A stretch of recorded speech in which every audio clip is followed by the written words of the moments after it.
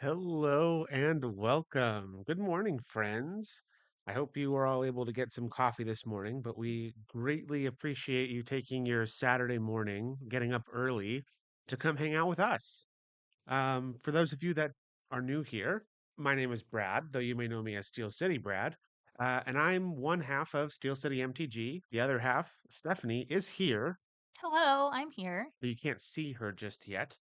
Um, and normally, we do limited on this stream. We're big proponents of the idea that you get the most fun out of your booster packs if you play games with them, and that you don't need 8 people in a whole draft or whole play booster box to play limited. You just need one buddy and a pair of booster packs between you to have a little bit of fun.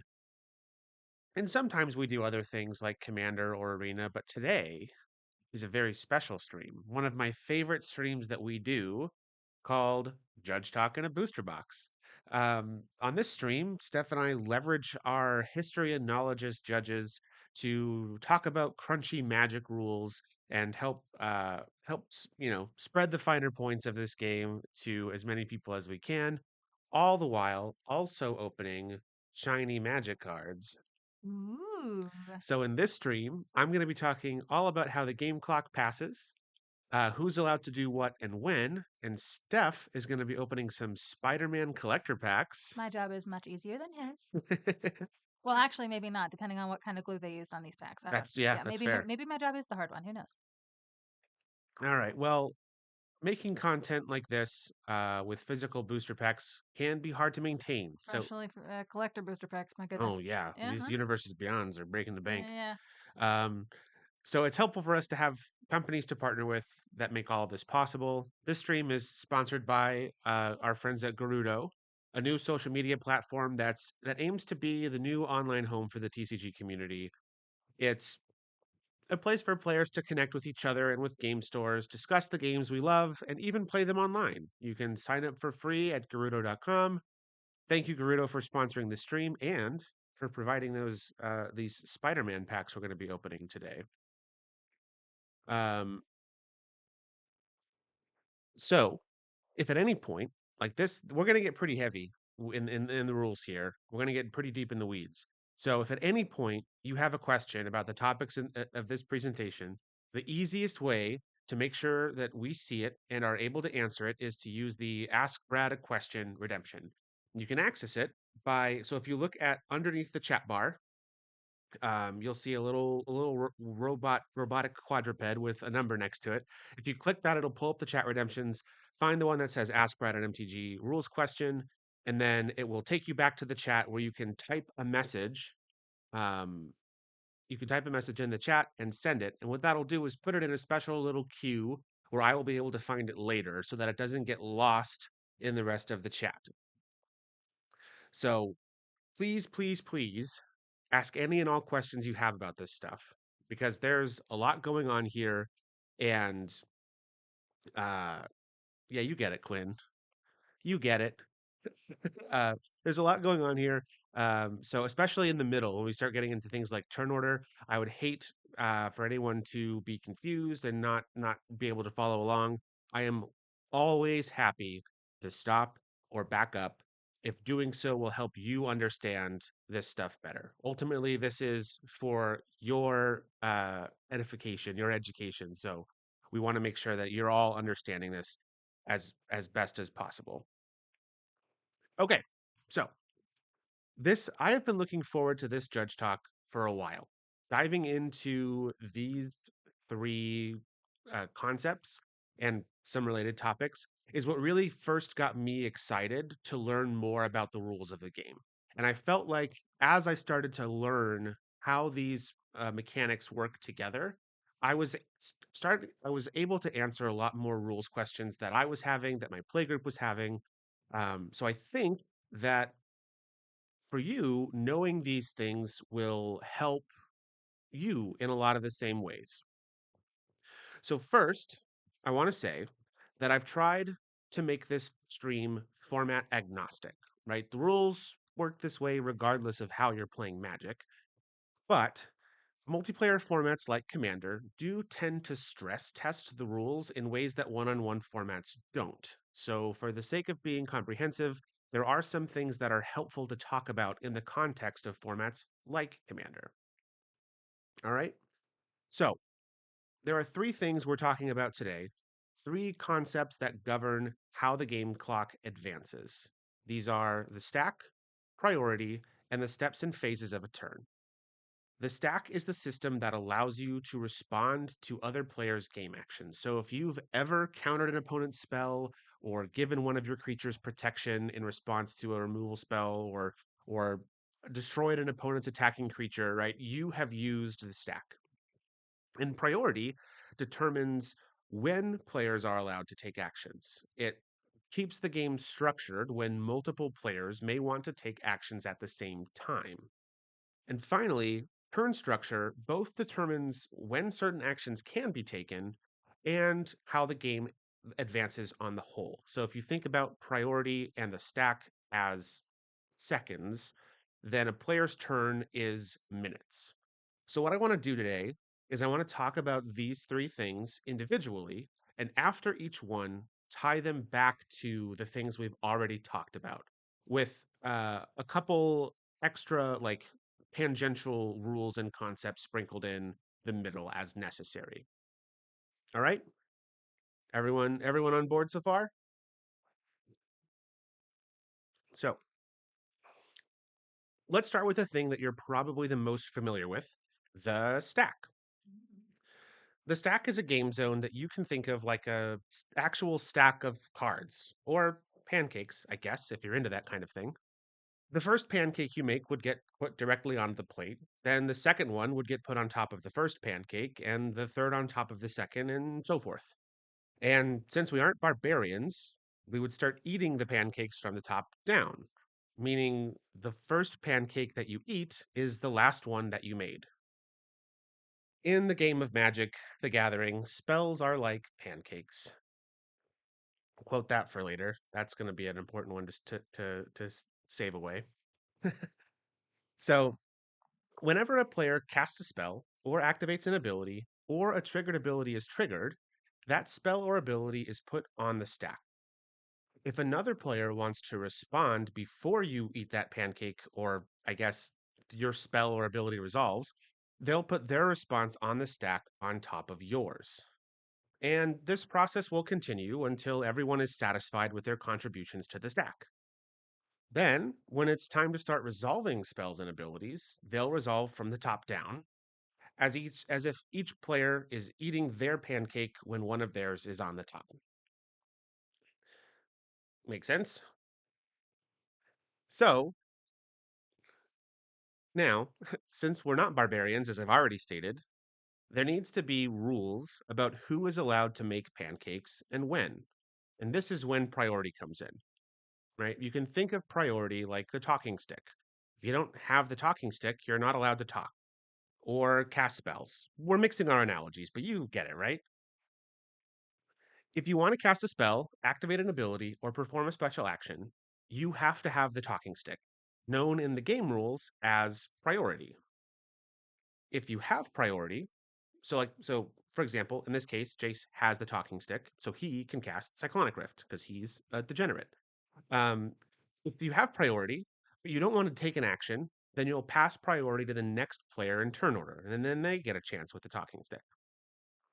And when all players have passed priority consecutively without taking game actions, rather than the next player getting priority, the top object on the stack resolves. Okay?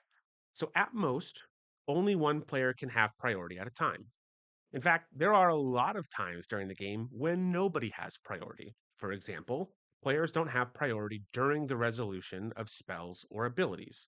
So this means that players normally can't take actions while we're doing all of the steps of resolving a spell or ability. However, there is an exception.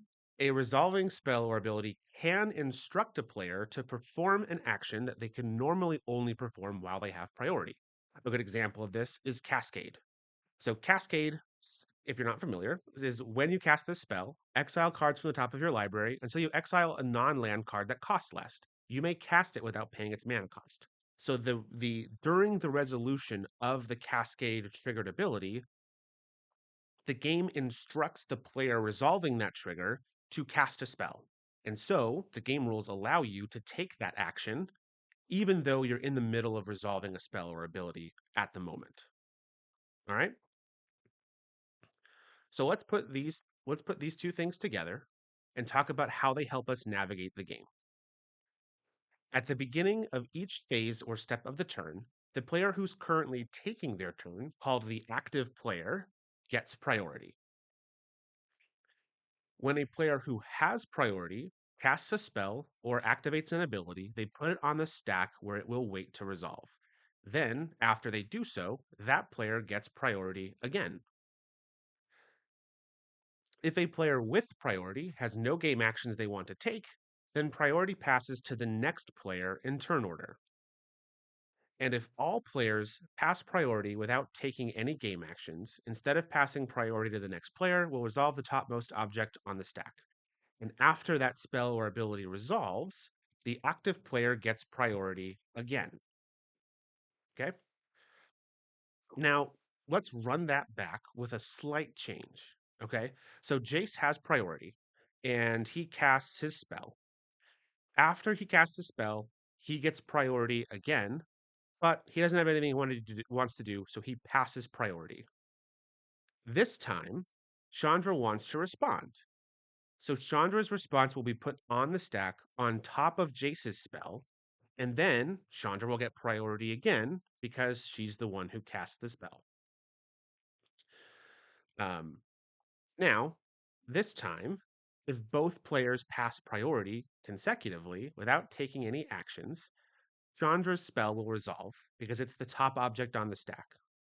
Then, after that spell resolves, Jace will get priority again because he's the active player. And only after both players pass priority once more will Jace's spell resolve. All right. So let's review everything we just talked about in a more concise way. So at the beginning of each phase or step of a turn, the active player gets priority. Whenever a player casts a spell, activates an ability, or performs a special action, that player gets priority again after that spell or ability is put on the stack or that special action is performed. And after a spell or ability resolves, the active player gets priority. If a player has no actions they want to take when they have priority, they will pass priority to the next player in turn order. When each player passes priority consecutively without taking any actions, the top object on the stack resolves. When each player passes priority consecutively without taking any actions, and while the stack is empty, then the game will proceed to the next step or phase of the turn. All right. So, is this all making sense to everyone? Please do not hesitate to ask questions. I will do my best to clear up any confusion. All right, I'm going to take a sip of water if anyone wants to ask questions, and then we'll move on. Actually, check real quick. Check the stream log. Nope, we're Never good. have to All right, forget. love it. All right, so I think the pancake thing really helped. yeah, is chat liking the pancakes? No, I'm just whatever. Go All ahead. right, so let's let's test your knowledge. See if you were paying attention. So let's say it's your turn, and we're in your first main phase. You would like to go to combat, so you pass priority to me because you want to move to the next phase of your turn. When you pass priority to me, I cast a spell. Say one that taps your creature so that it can't attack me. After my spell resolves, at what point in your turn are you first allowed to act? Right? So I acted in your main phase, but you already said that you want to go to combat. So are you locked into your previous declaration of beginning combat? And I believe Steph's going to drop a poll for us. I will drop a poll for you as long as I can figure out how to type the letter B.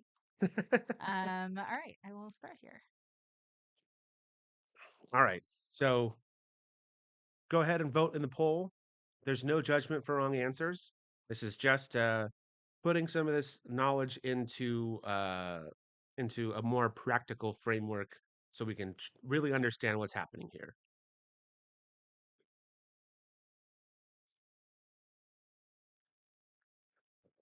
Yeah, Quinn, we don't mess around. We got that Verity Circle online. We're drawing cards. When we tap creatures, I'm out here living my best life. You probably like Verity Circle more than the entire rest of the population combined. Yeah, it was a card that I was always interested to play around after it's spoiled, but only recently had a deck that was actually good for it. Okay. We got a question, a rules question from Lofison Gaming. So curious question I ran into on a stream about a week ago. There was an infinite combo on board with Blightsteel Colossus, Asmo, and Nuka Cola. Um,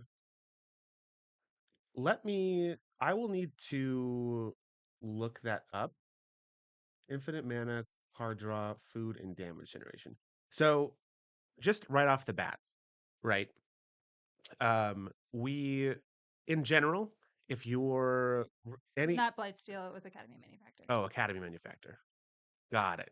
Um yeah, so in general, right? The oh, so you're using Asmo to sacrifice two foods to have a creature murder itself, and then I understand. Okay. Yeah, so those in between any of those activations or triggered abilities, um, you would have the opportunity to cast instance. And We can you'll talk about see that later. later in the stream. But for now, all right, we have a No, the lot of answer is you can interact at any point. yes. It looks like we have a lot of people voting A. Uh-huh. Yeah. Yeah. All right. Yeah, you get it. Let me get there we go. Yeah, you got it. So, remember, we only change phases when all players pass consecutively while the stack is empty. So because I added a new object to the stack while we were still in your main phase, after my spell resolves, you will get priority again and will still be in your main phase. So if you wanted to, you could play a land, cast a creature spell, whatever. What because we're still in your main phase. All right. So we know you're only allowed to act when you have priority, but did you also know that the kind of actions you're allowed to take is also dictated by where in the turn we are? So when you have priority, you can take the following actions at the following times. Okay, you can cast instants and activate abilities anytime you have priority, regardless of the step or phase of the turn, regardless of whose turn it is. Conversely, you can cast non instant spells only when you have priority during one of your main phases while the stack is empty. And this is commonly referred to as sorcery speed, um, which, or like you might say this on cards, like on activated abilities, might say activate only anytime you could cast a sorcery or activate only as a sorcery. That wording just means that you're limited to activating that ability when you have priority during one of your main phases while the stack is empty.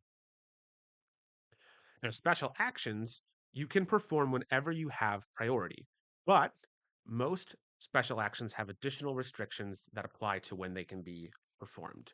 So let's talk about it, right? I've said special action a couple times. What does that mean? Right? There are a variety of things you can do during the game that don't use the stack, right? Such actions happen immediately and cannot be responded to. The first of these kinds of actions we'll talk about are special actions. So, special actions, as I said, are actions you can take when you have priority, though some special actions do have additional restrictions on when those actions can be performed. If you're interested in a full list, you can look at section 116 of the comprehensive rules or just do a search on Google for a comprehensive list of special actions. We are not going to get into all of them, but just some examples to give you some context about the kind of thing we're talking about. Um, so you can play a land from your hand as a special action during one of your main phases while the stack is empty. Playing a land for turn. There's an additional restriction on that you are also um, there is a maximum number of lands you can play for turn. Generally, it's one, but some effects may let you play more.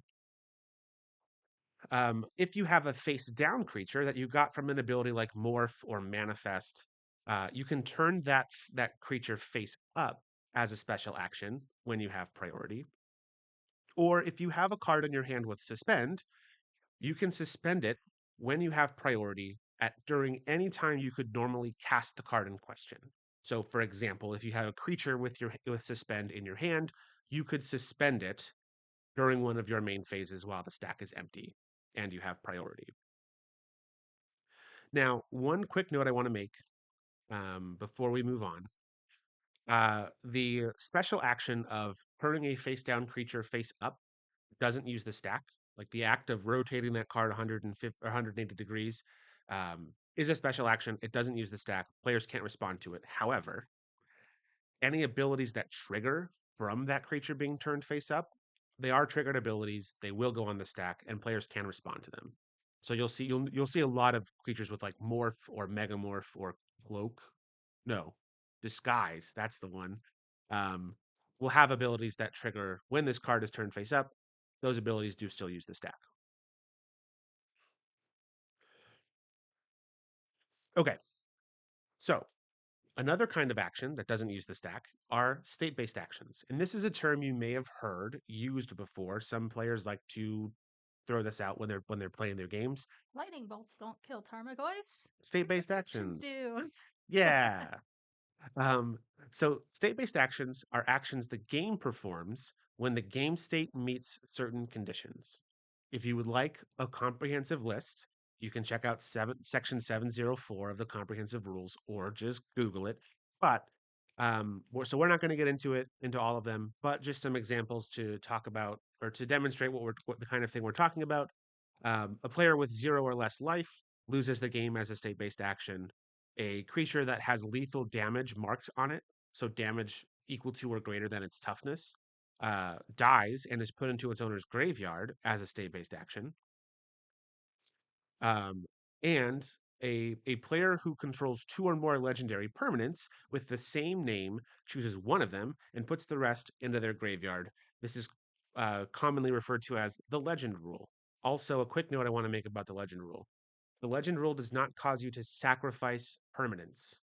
They just get put in your graveyard. So you don't trigger things like Mazarek if creatures die to the legend rule. Just a little tidbit. So these actions there are certain points during the game where the game will check to see if any state-based actions need to be performed. And we'll talk about that time a little bit later. But just know that every time the game checks for state-based actions, it'll perform all those state-based actions um, all at the same time, all immediately. They can't be responded to. They just sort of happen. We Next. have a Oh, we have a question. question. I think we can probably wait for the boosty break on that. Okay. So We will another. get to you, Jose, I promise. Okay. So third, um, the third kind of action that exists is turn-based actions. Now, so turn-based actions are actions you take at specific points during your turn. We'll cover each of these as we step through the turn structure, but for your reference, you can find them in section 703 of the comprehensive rules. Also, spoiler alert: a friend of ours has made a very helpful tool that you can use to track all of this, and Which we we will. will be sharing later. Yes. Um, so these actions are always the first thing you do when you move to the specified phase of the turn. It's the first thing that happens. So some examples of this are, just to give you some context for now, drawing a card on your draw step is a turn-based action. And things like declaring how you want your creatures to attack or block during combat is done as a turn-based action. And like I said, when we get to talking about turn structure, I will show you exactly where those all fit in, and you'll really get to see how these interact with the game. The final kind of action that you can take that doesn't use the stack is activating mana abilities. The primary function of a mana ability is to produce mana. You can activate a mana ability whenever you have priority. Also, anytime the game asks for a mana payment from you. So you might be familiar with cards that say counter target spell unless its controller pays some amount of mana. While that spell is resolving, the game asks you to pay mana for something so you can activate mana abilities before you have to make that payment. Now, like we said, mana abilities don't use the stack, right? As soon as they're activated or triggered, they resolve immediately, and that mana is added to your pool. But there are some specific requirements that abilities have to meet in order to be considered a mana ability.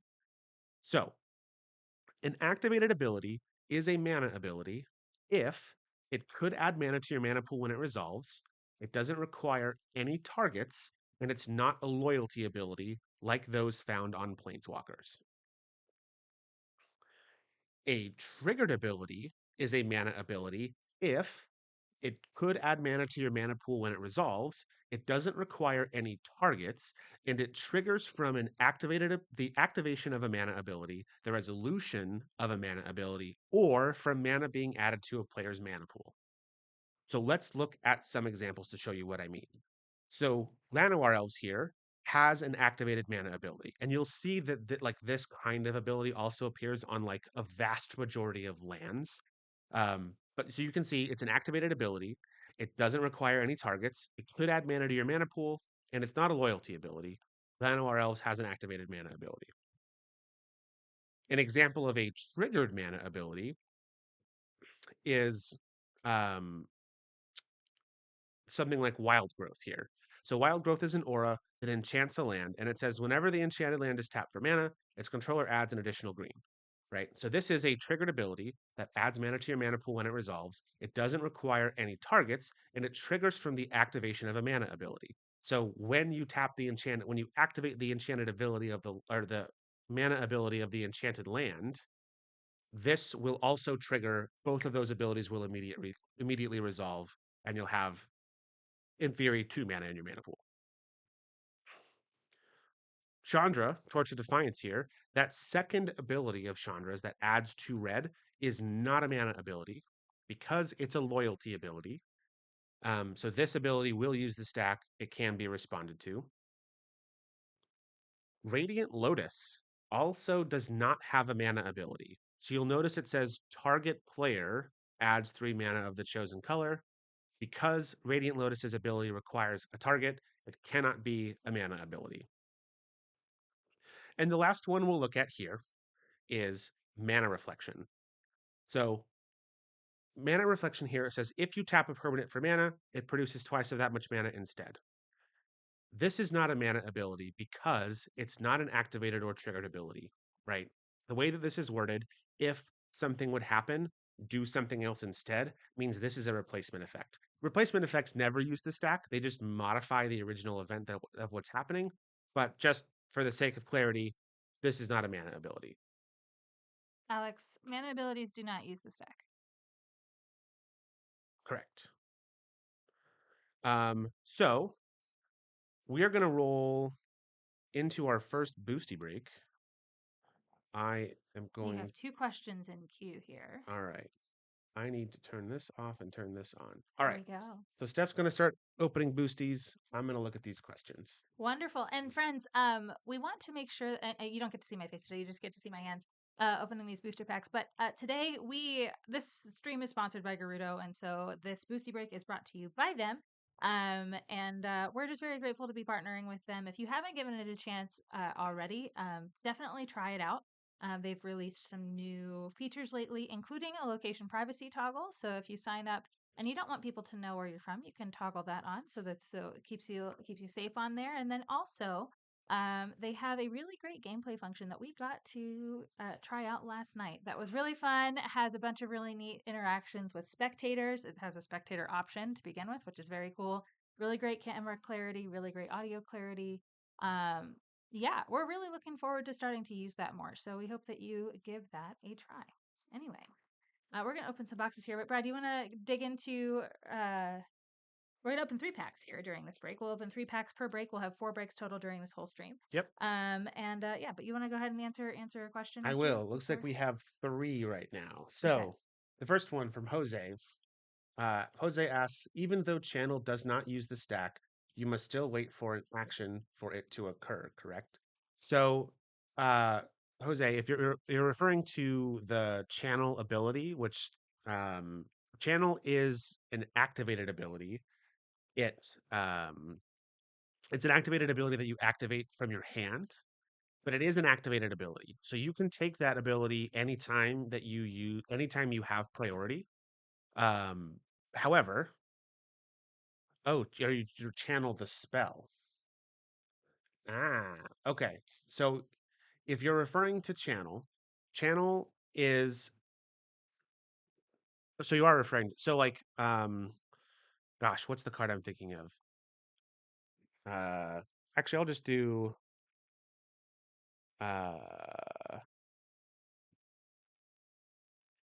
okay, yeah, Beseiju. That's a great example. Yes, so Beseiju is an activated ability. Like the channel ability, as seen on cards like Beseiju, is an activated ability. They do use the stack. It's just an activated ability of a card you activate. You activate it from your hand rather than being activated from a permanent on the battlefield. But it does use the stack. You can activate it at any time you have priority, regardless of step or phase of the turn.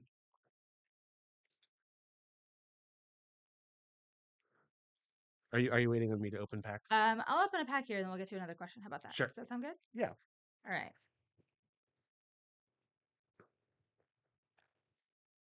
Gotta be very careful in case we have a soul stone in here. it's true. All right, I need everybody to like do whatever the ba ba ba ba ba ba ba ba dance with me so that I can open a soul stone. Okay. We have a cool token. And we'll get through some of these commons and uncommons. I will hold it up here so that you can see a little better. All right, so we got a venomized cat, amazing acrobatics, news helicopter, Spider Gwen, spectacular tactics, web warriors, Spider Girl legacy hero, flying octobot. This card is very good and limited. Yeah. I hate fighting against this thing. Um, wall crawl. We got a shiny mountain. All right, Brad, this can go in your Thantis deck. Yeah, I gotta set that one aside for me. Uh-huh. We have Lady Octopus, Inspired Inventor. I have never once cast this spell because it is not very good and limited. But um maybe someday. All right, our first borderless card is Silk Web Weaver. This is not a foil, but it is a borderless alt art. We have Grasping Tentacles. Well, that's from like that like That's from the box. panorama, whatever. Yeah, the panorama, You put all the whatever. cards together and it makes a big picture. Y'all, there are so many different arts for this set. I have no clue how to even process that. Silk Guard, here we That's a are. magic card. It is. It is a magic card. Also, I do like the art on this one. And yeah, love this. Not foil. And then we have, ooh, this is the origin of Spider-Man. It is a foil borderless saga. What do y'all think of the borderless sagas? I kind of like them. They're fun. I feel like if I resonated more with the like source material, I would like them a lot more. But I like the idea of like it being Yeah. like a more visual representation of the fact that a saga is telling a story. Yeah, I like that. Anyway, go ahead and answer answer the next question if you wouldn't mind, and then we can go to the next pack. Okay. Next question comes from Light. Can you explain how affinity and treasure interact, such as casting Chiscoria with three treasures? So, absolutely.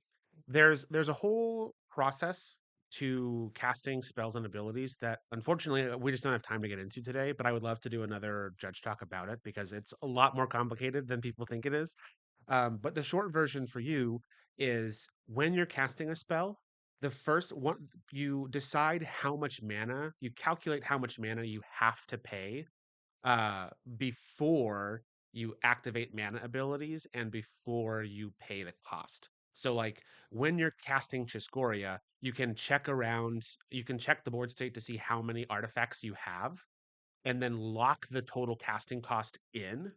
And then after that, you're allowed to activate mana abilities. So sacrificing treasures at that point will not affect how much mana you have to pay because you've already locked in the cost before you're activating those mana abilities. So the short version is you can sort of double count treasures for affinity for artifacts. You can count them as the cost reduction and also tap or sacrifice them for mana if you want. All right, next boosty. All right, yeah, we can do the next boosty. All right, friends. Send me luck or wish me luck. I would very much like to open a soulstone. We got an art card here for Chameleon, which we love. Okay. Not a chameleon colossus. Not a Chameleon Colossus. All right. So we have Lurkin Lizards. I'm going to move this over. Lurkin Lizards. We've got Inner Demons Gangsters. We've got Mechanical Mobster, which I hear is actually a legendary creature. Like it should be a legendary creature. Like there is one of these dudes. Um, and there were some people who were sad that this was not a legendary creature. Flip. Rampaging Classmate. It's, they turned into a lizard. Oh no. Terrific Team Up. Wraith. Vicious That Vigilante. card's a house in limited. It sure is. Double strike and can't be blocked in a set that does 1/1 counter bullcrap. Yeah, no. Scarlet Spider. Spider-Man Noir. Yeah, I feel like this just looks really cool to me. We've opened this a couple of times now. Granted, I've not opened the foil, but I really like this borderless treatment specifically for this guy. We got a plains. This is not going in your Thanta stack, Nope. Brad. All right, the Ultimate Green Goblin. I lost to this a couple of times in limited. We like this card. Yeah. All right. This is our first rare. And then Bioorganic Carapace. I don't know if I'm saying that right.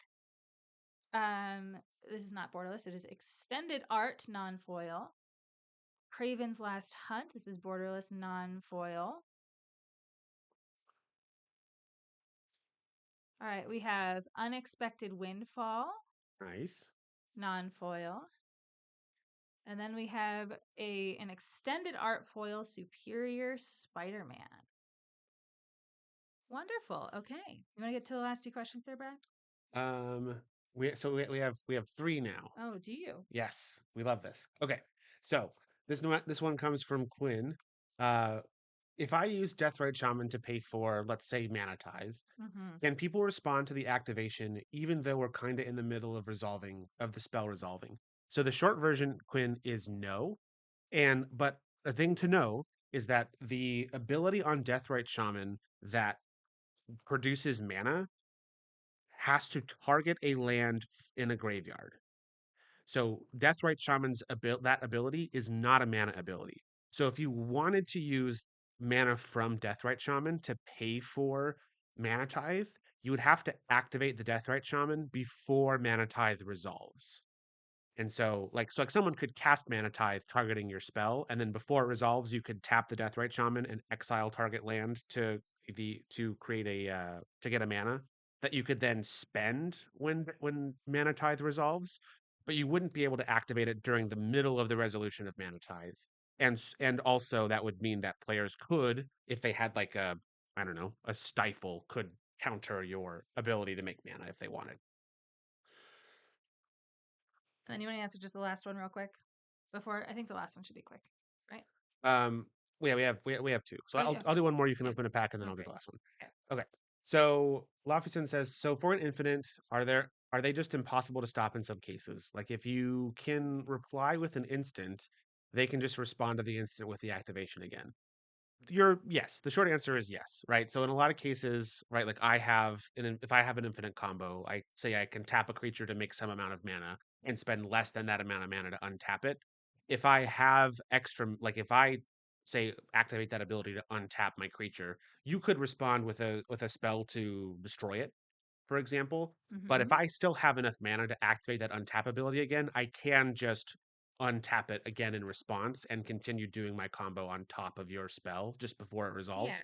So a way that I usually think about it is if I try to interact at any point where they have less resources than they need to repeat the combo again if something were to fail, right? Yeah. And so if there's ever a point where, you know, if whatever they're doing means that if it doesn't work, then the next iteration of the combo can't happen.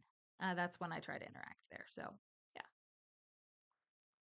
All right. All right. Next Boosty, and then last question for this break. Yep. All right. I do think putting a little, like cutting a little slit in the booster pack was like a cheat code. I feel like I've unlocked the universe. Okay. We have Doc Ock here, friends. Let me get this in frame here. Doc Ock. We have, oops. All right. We have Taxi Driver. We have Grow Extra Arms. We have Venom's Hunger.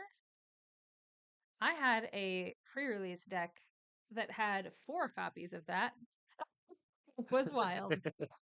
Subway Train, Silver Sable,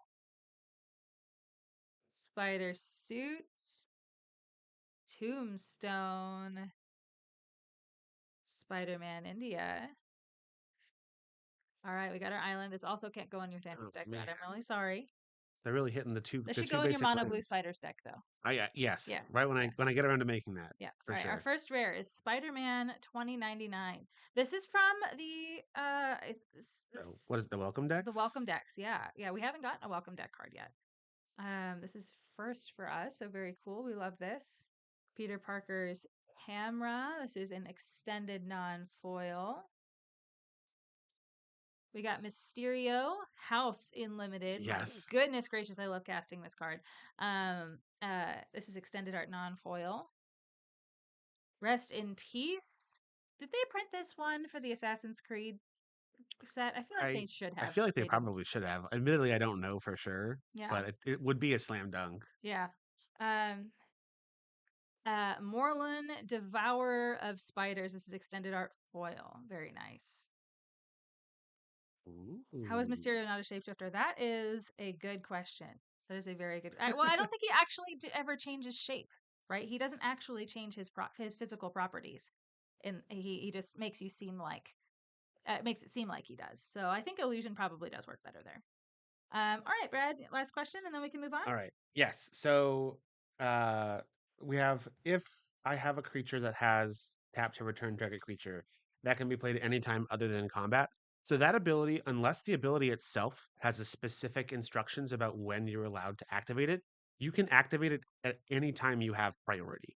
Um, so I'm gonna well no hold on. So you can activate it anytime you have priority, and players do get priority during combat. We'll talk about when we get to turn structure. We'll talk about Oh specifically yeah. when players get priority, but it happens quite a lot.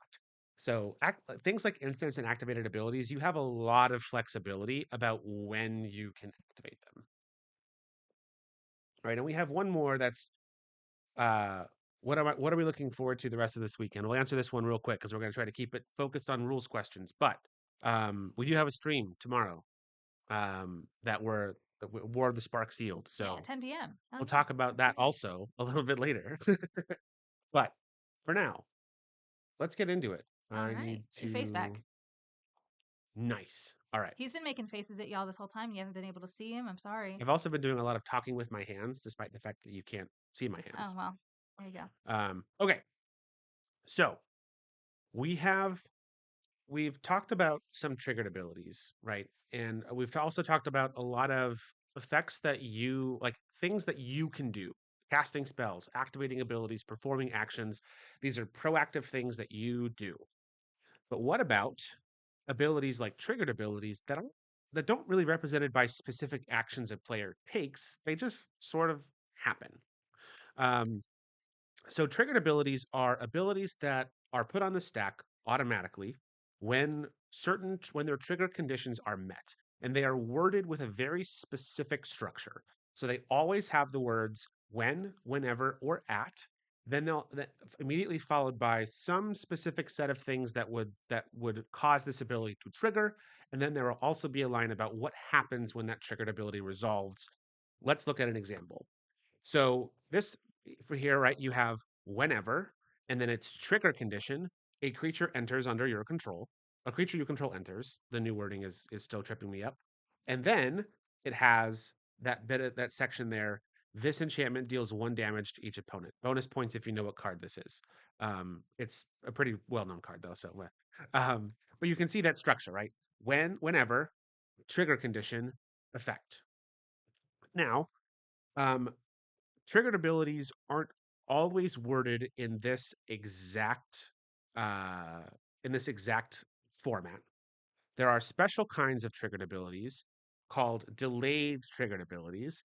So this is another bonus points if you know what card this is. This one's a little bit less well known, but so you can It see that, shouldn't be. right? It's a very People good should play card. this card all over the Yeah. place. It does so much more than what it says it does. Anyway, sorry, go ahead. Um, so I'll put it on an activated ability, right? You can see it has mana cost colon and then an effect. But when this activated ability resolves, it does two things. The first thing it does is it exiles target creature. The second thing it does is it creates what's called a delayed triggered ability, which is just there it just creates an effect that sort of hangs out and waits until its trigger condition is met. And then it triggers exactly once to do its thing. But you can still see the makings of a triggered ability in this sentence, right? So we have at in the middle, a trigger condition, the beginning of the next end step, and in effect, return that card to the battlefield under its owner's control. So when you activate this ability, when you activate the whole ability, right, you'll exile target creature, and then at the beginning of the next end step, there will be a triggered ability that goes on the stack. And when that triggered ability resolves, you'll return the creature that you exiled to the battlefield under its owner's control. All right. So I hope that makes sense. Um, We have some clarifications in chat. Like the next time you cast an instant or sorcery spell, copy it. yes, that would be that would be an example of a trigger, like a delayed trigger. I think I would need to confirm with an example. But yes, essentially, like when you next cast an instant or sorcery spell this turn, copy it would be an example of when its trigger condition, you next cast an instant or sorcery, and then its effect, copy it. Right. Now, a weird thing about triggered abilities is a triggered ability triggers as soon as its trigger conditions are met. But we know we can't put stuff on the stack during the middle of the resolution of a spell, ability, or special action being performed. So this can be kind of hard to keep track of because they just kind of hang out in limbo for a little while. So I find it's helpful to envision there's a triggered ability fairy that watches over every game of Magic you play, and she has this little whiteboard upon which she writes triggered abilities that have triggered, but have not yet been put on the stack. And then, at the appropriate time, she moves those triggered abilities from her whiteboard to the stack where they can wait to resolve. So, everybody say, "Thank you, Triggered Ability Fairy." Thank you, Triggered Ability Fairy. All right. So, let's look at this in practice, right? Um, so say I control Lore Scale Coatl. This is a creature that has a triggered ability. Whenever you draw a card, put a +1/+1 counter on Lore Scale Coatl. So you can see it has whenever its trigger condition, you draw a card, and then in effect, put a +1/+1 counter on Lore Scale Coatl. If I were to cast Brainstorm, for example, Brainstorm is an instant that says draw 3 cards, then put 2 cards from your hand on top of your library, right? Every time as I'm resolving Brainstorm, every card I draw will trigger Lore Scale Coatl, and the triggered ability fairy will put that trigger on her whiteboard where they will wait to be put on the stack until after I have finished resolving Brainstorm by putting 2 cards from my hand on top of my library. So after we finish resolving Brainstorm, but before I get priority, the triggered ability fairy will move those triggers onto the stack in any order I choose. And assuming nobody wants to respond, those triggers will each resolve individually.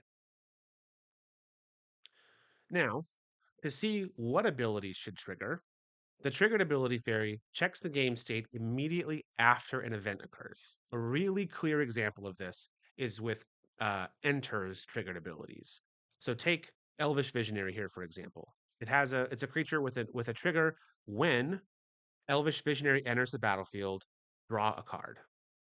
So you say you cast Elvish Visionary, Nobody has any responses. Elvish Visionary resolves and it enters the battlefield. Immediately after Elvish Visionary enters the battlefield, the triggered ability fairy does a survey of the board to see if there are any abilities that should have triggered. And in this case, it will see that Elvish Visionary has entered the battlefield since the last time that she checked for triggers. So she will put that triggered ability on the whiteboard. And then immediately before a player gets priority, that trigger would get put on the stack. This interaction, I'm going to take a drink real quick. Also, Neon Red Gorilla, did I thank you for following? I don't think I did. Thank you for following. So, this rule is why creatures see each other if multiple creatures enter at the same time. So, say you have a Soul Warden and a Llanowar Elves enter at the same time. You did a Genesis Wave or a Collected Company or something that puts two creatures on the battlefield at the same time. Immediately after those creatures enter, the triggered ability fairy surveys the game state to see if any abilities should trigger.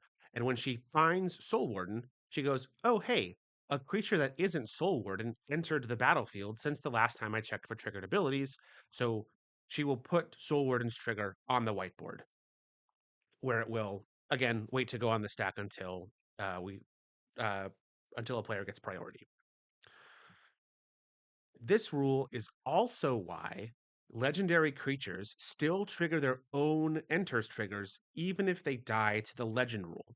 So take Alfariel, for example. Alfariel has an enters trigger. If you were to play a second Alfariel, immediately after Alfariel enters, the triggered ability fairy does a survey of the game state, sees that Alfariel has entered the battlefield, and will put its trigger on the stack. Or on the triggered ability whiteboard. Then, before that ability can get moved to the stack, we have to check to see if any state based actions need to be performed, which is where we perform the legend rule. And we'll see that we have two Elfariels, right? Which cannot stand. Even if you choose to put the one that just entered into your graveyard, its triggered ability is already on the whiteboard and it's not coming off, right? So after we check for state based actions, but until we get, but before a player gets priority, that trigger will still get put on the stack, even though the card that triggered it is not on the battlefield anymore. Now, there is one exception to this rule, and it's what the game calls leaves the battlefield triggers. Any triggered ability whose trigger condition is a permanent moving to any other zone from the battlefield looks back in time to see if those abilities should trigger. This exception includes abilities that trigger when a creature dies. For example, Avon Fisher has an ability that triggers when it dies. Or they could be worded when a permanent leaves the battlefield, like with Revelark. Or it could be something different. If you look at the third ability on God Eternal Oketra, which says when God Eternal Oketra dies, we've already covered that one, or is put into exile from the battlefield, right, that specifically put into a zone from the battlefield means that this is a leaves the battlefield trigger. So it checks back in time to see if that ability should trigger. And this kind of makes sense, right? If we so let's back up for a second and look at Avon Fisher, right? If we followed our normal pattern of immediately after an event occurs, let's see if an ability should trigger. Following this normal pattern, Avon Fisher dies and goes to the graveyard. Immediately after it dies, the triggered ability fairy would look at the board state and it wouldn't see that there was an ability that should trigger when Avon Fisher dies because Avon Fisher's not around anymore. So the triggered ability fairy has to look back in time, remember what the board state was immediately before Avon Fisher died to see if Avon Fisher's ability should trigger after it's dead. So I hope that makes sense. Um, this rule is why creatures like Blood Artist will see other creatures die when a board wipe happens, for example.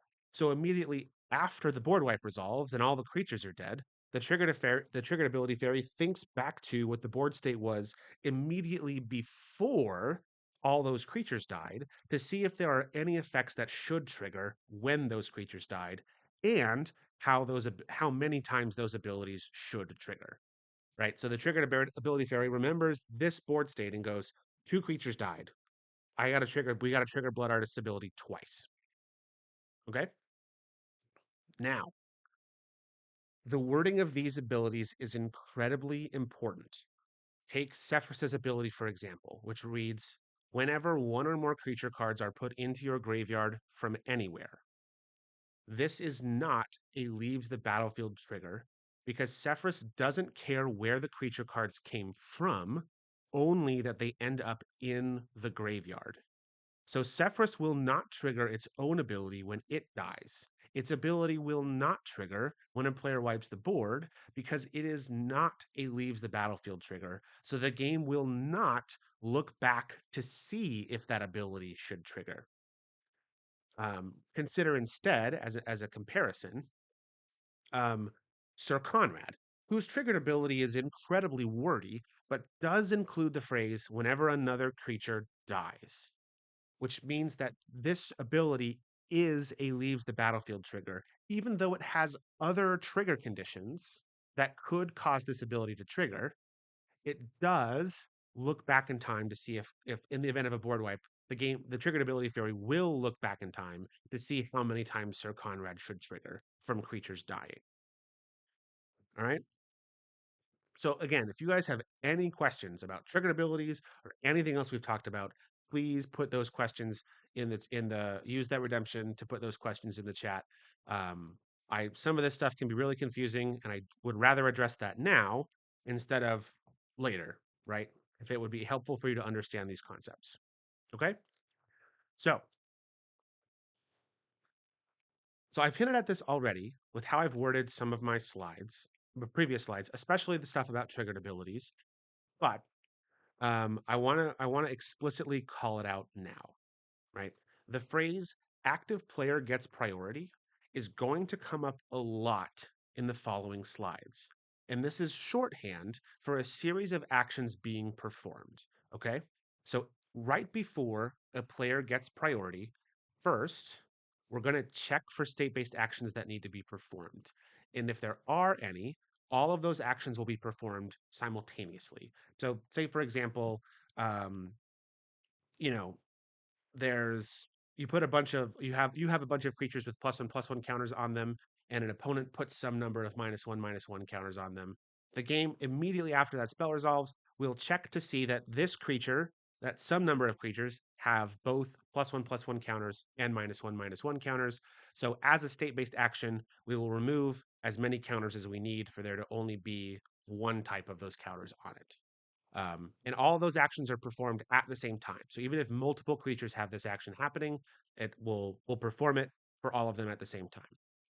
If if when we check for triggered or check for state-based actions that need to be performed, if there are any that are performed, then we check to see if there are any more state-based actions again. So we'll repeat step one here.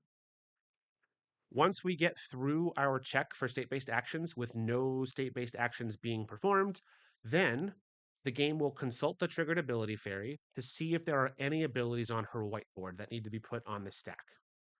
If there are, then we'll take all of those triggered abilities and put them onto the stack in what we call AppNap order, which is short for active player, non-active player order. It means that the active player will put all of their triggered abilities on the stack in any order they choose. Then the next player in turn order will put all of their triggered abilities on the stack in any order they choose, and so on and so forth until all the triggered abilities are put onto the stack. If any triggered abilities are put on the stack this way, then we go back to step one and we check for state-based actions again. And we're going to keep doing this little dance of checking for state-based actions and putting triggered abilities on the stack until no state-based actions are performed and no triggered abilities are put on the stack. After we get through steps one and two with nothing fun happening, the active player gets priority. And they can then, if they would like to, take an action. Now, I want to note here, now that we've talked about it, this whole rigmarole, this song and dance of checking for state-based actions and performing or putting triggered abilities on the stack happens immediately before any player gets priority ever. Right. So if we get to my main phase, for example, we do the state-based actions, we do the triggered abilities, I get priority. If I have nothing I want to do and I pass priority to my opponent, we will once again check for state-based actions and check for triggered abilities before that player gets priority. Generally, simply passing priority will not cause anything like that to happen. But I do also just really like saying rigmarole. So it's a fun word. It has many syllables. Um, okay, so let's walk through a couple of examples. But I want you to help me out here. All right. So for the sake of this example, I control a Maritime Guard, which is a 1/3 merfolk creature with no abilities, and I control a Merfolk Mistbinder, which is a 2/2 merfolk that gives other merfolk +1/+1, which means then that my Maritime Guard is actually a 2/4. If you, for example, were to cast Sweltering Suns to deal 3 damage to each creature, when the dust settles and we've done all the things we need to do, which creatures will die? So we have option A is just Maritime Guard, option B just the Merfolk Mistbinder, and option C is both of them. So we're gonna get a poll in the chat, All yeah? right, we're starting it now. There we go. All right. Just as a reminder, there's no judgment, no penalty for wrong answers. Just get those things in the chat, and I would love to get your feedback on it and see how you're thinking, and then we'll talk through after the poll is done. We'll talk through how this all works.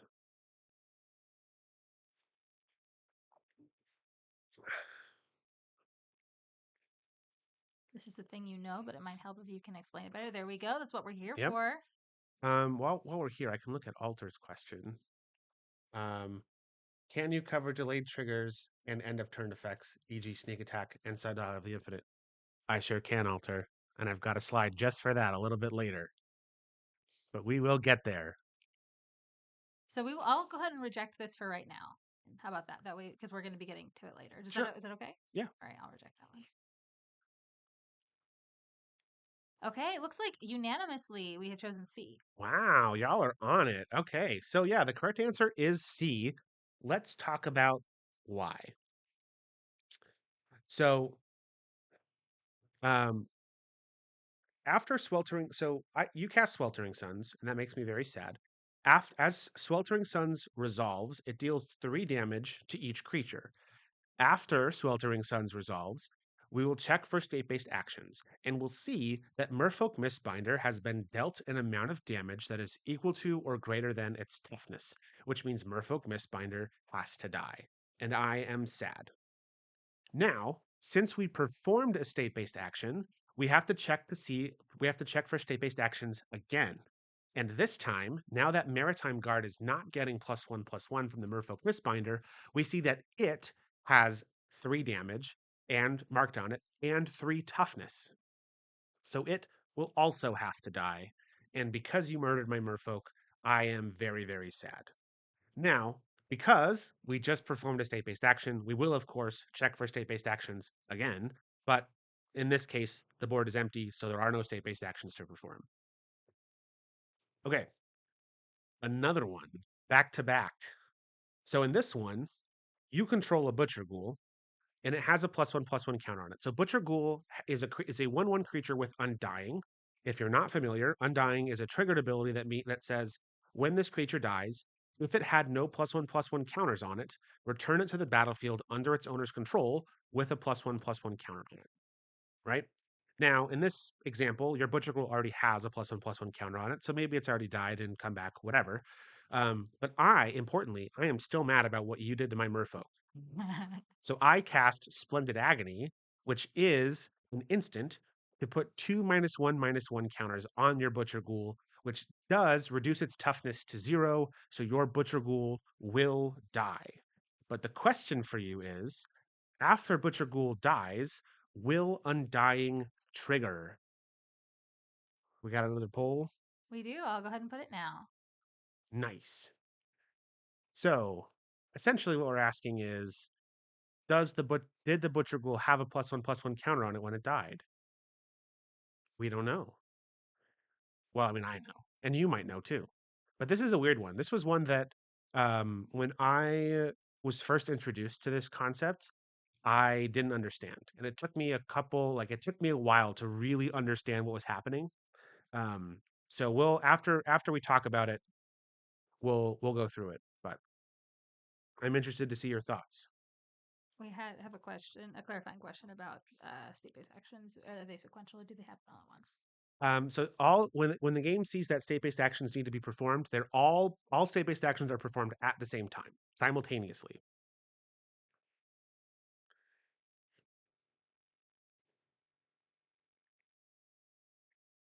All right, we have 7 votes for yes and 2 votes for no. Ooh.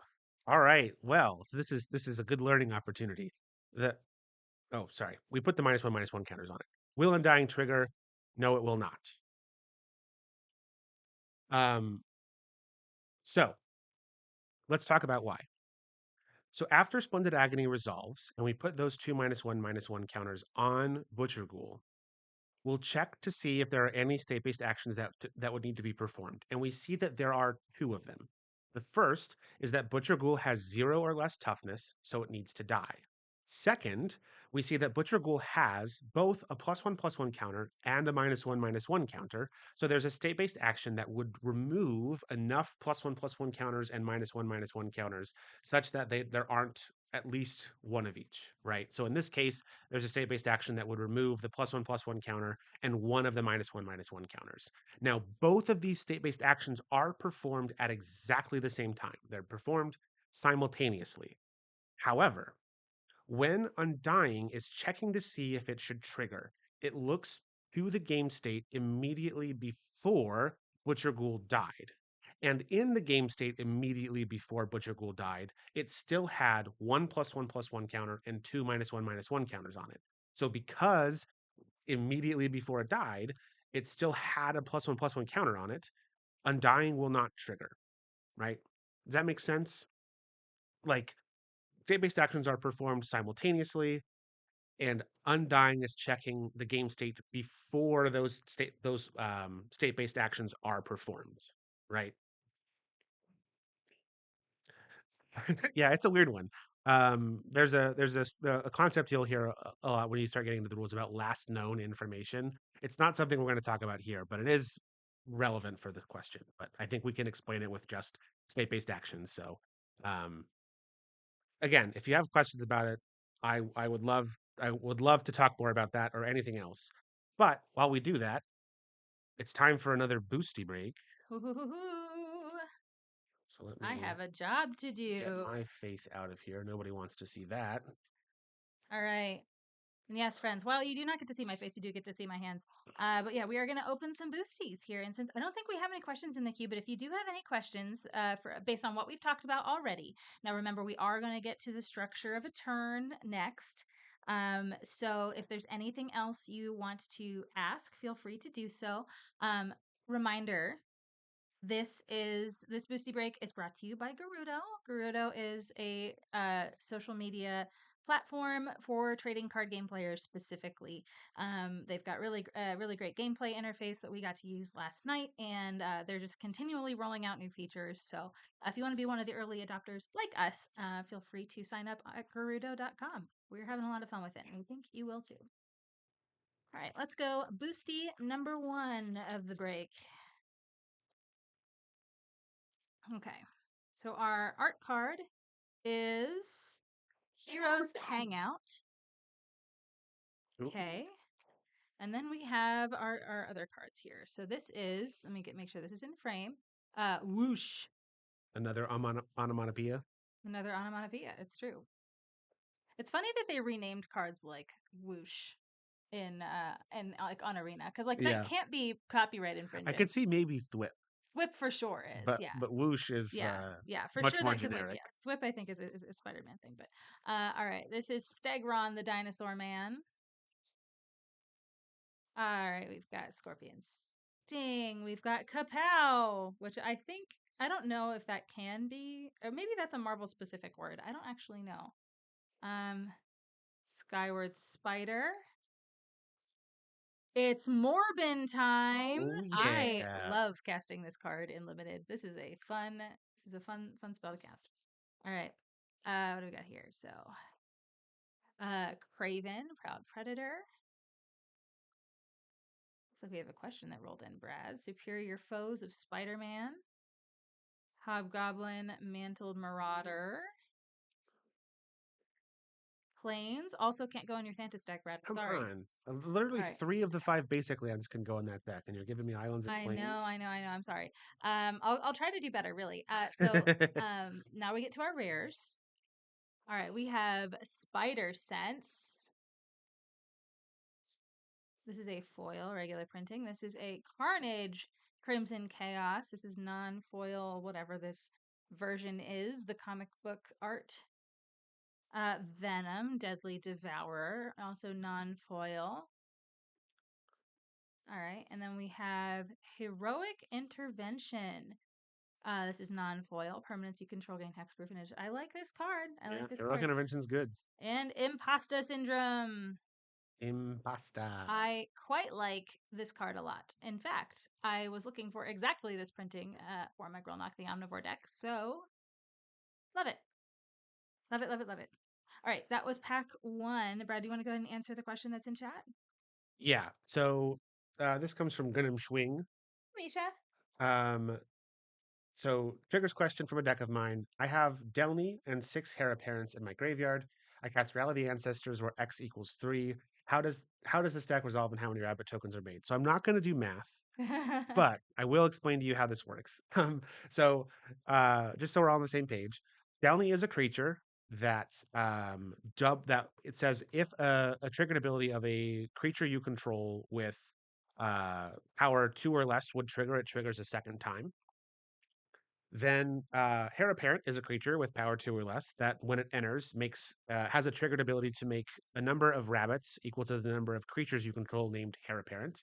Notably, you can have as many Heir Apparents in your deck as you want, which is how you can end up with 6 in your graveyard. And then Rally Ancestries is a sorcery that returns some number of creatures from your graveyard to the battlefield. All creatures with mana value X or less from your graveyard to the battlefield. And then you exile them at the end step. Um, Also, it's an instant, which is significantly better than a sorcery, but it doesn't matter. Um, so the way this goes is you would return Delny and your 6 Heir Apparents from the graveyard to the battlefield. They all enter at the same time. And immediately after all of those creatures enter, the triggered ability fairy is going to come by with her whiteboard and see how many times or what triggered abilities should trigger. So helpful. Yes. And at the time, we're checking to see if those triggered abilities should trigger. Delny is on the battlefield, right? So each of those Heir Apparents will trigger twice because Delny was in play when those abilities triggered. So you would have 6 Heir Apparents, a total of 12 Heir Apparent triggers, each making 5 rabbit tokens. I think 12 I've times 5 is 60. yeah, so that's the number. Steph did the I math, did the not me. math for you, so you don't have We to. appreciate you, Steph. Listen, I'm good for something today besides opening booster packs, I guess, right? Yep. Um, okay, and then we have a question from Katie. Why is Panglacial Worm like that? These are the questions that plague the souls of men. I am not, we don't know. We just don't Glacial know. Worm is a menace. We just don't know. I have to believe that that someone at Wizards decided this will be a rules headache for judges to sort out, and then did a sadistic evil laugh. Oh, we have a signed, like a foil stamp signed Clone Saga with comic book art as our art card here. Nice. All right, friends, we are looking for a soul stone, so I need you to do the ba ba ba ba ba ba ba ba ba ba things with me. It's just so we can pull one. Okay.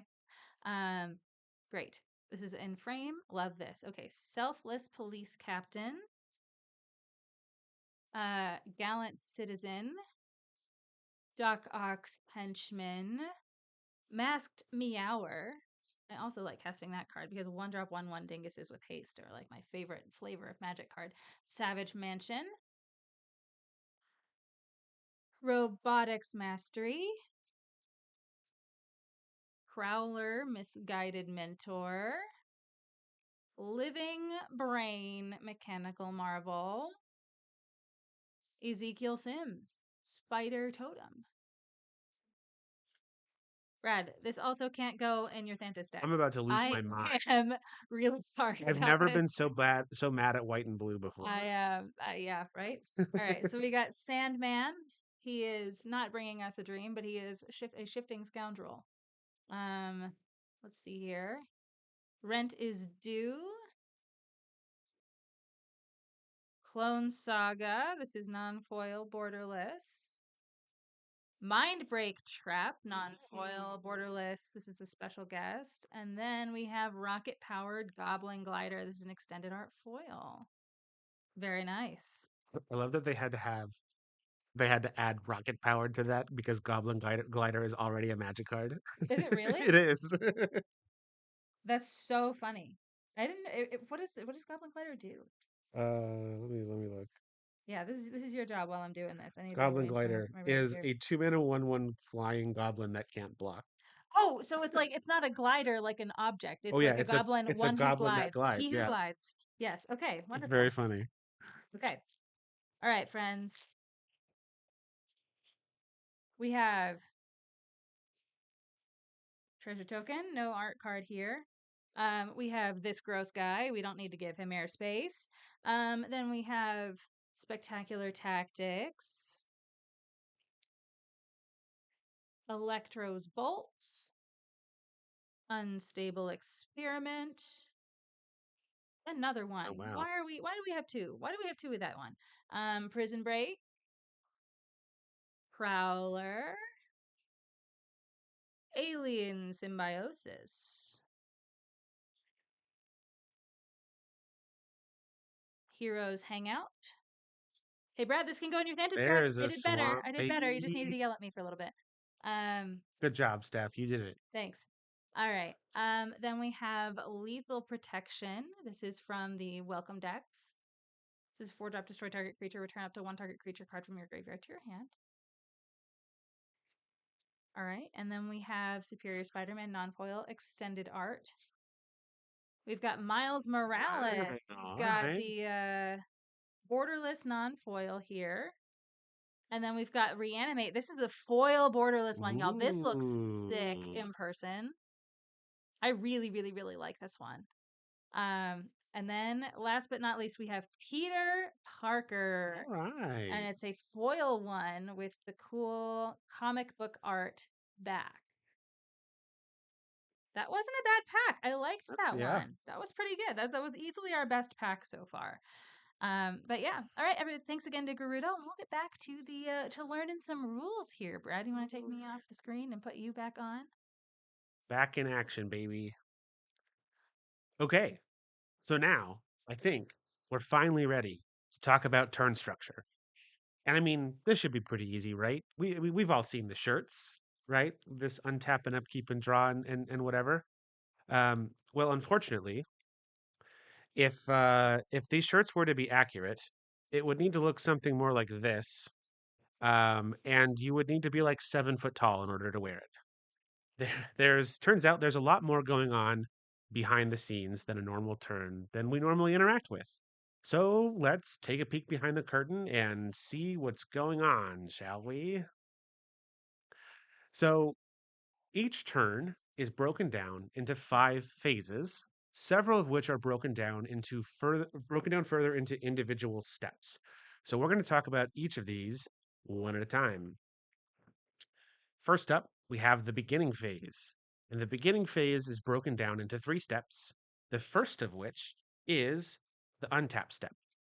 Now, despite its name, there's more going on in the untap step than just untapping your stuff.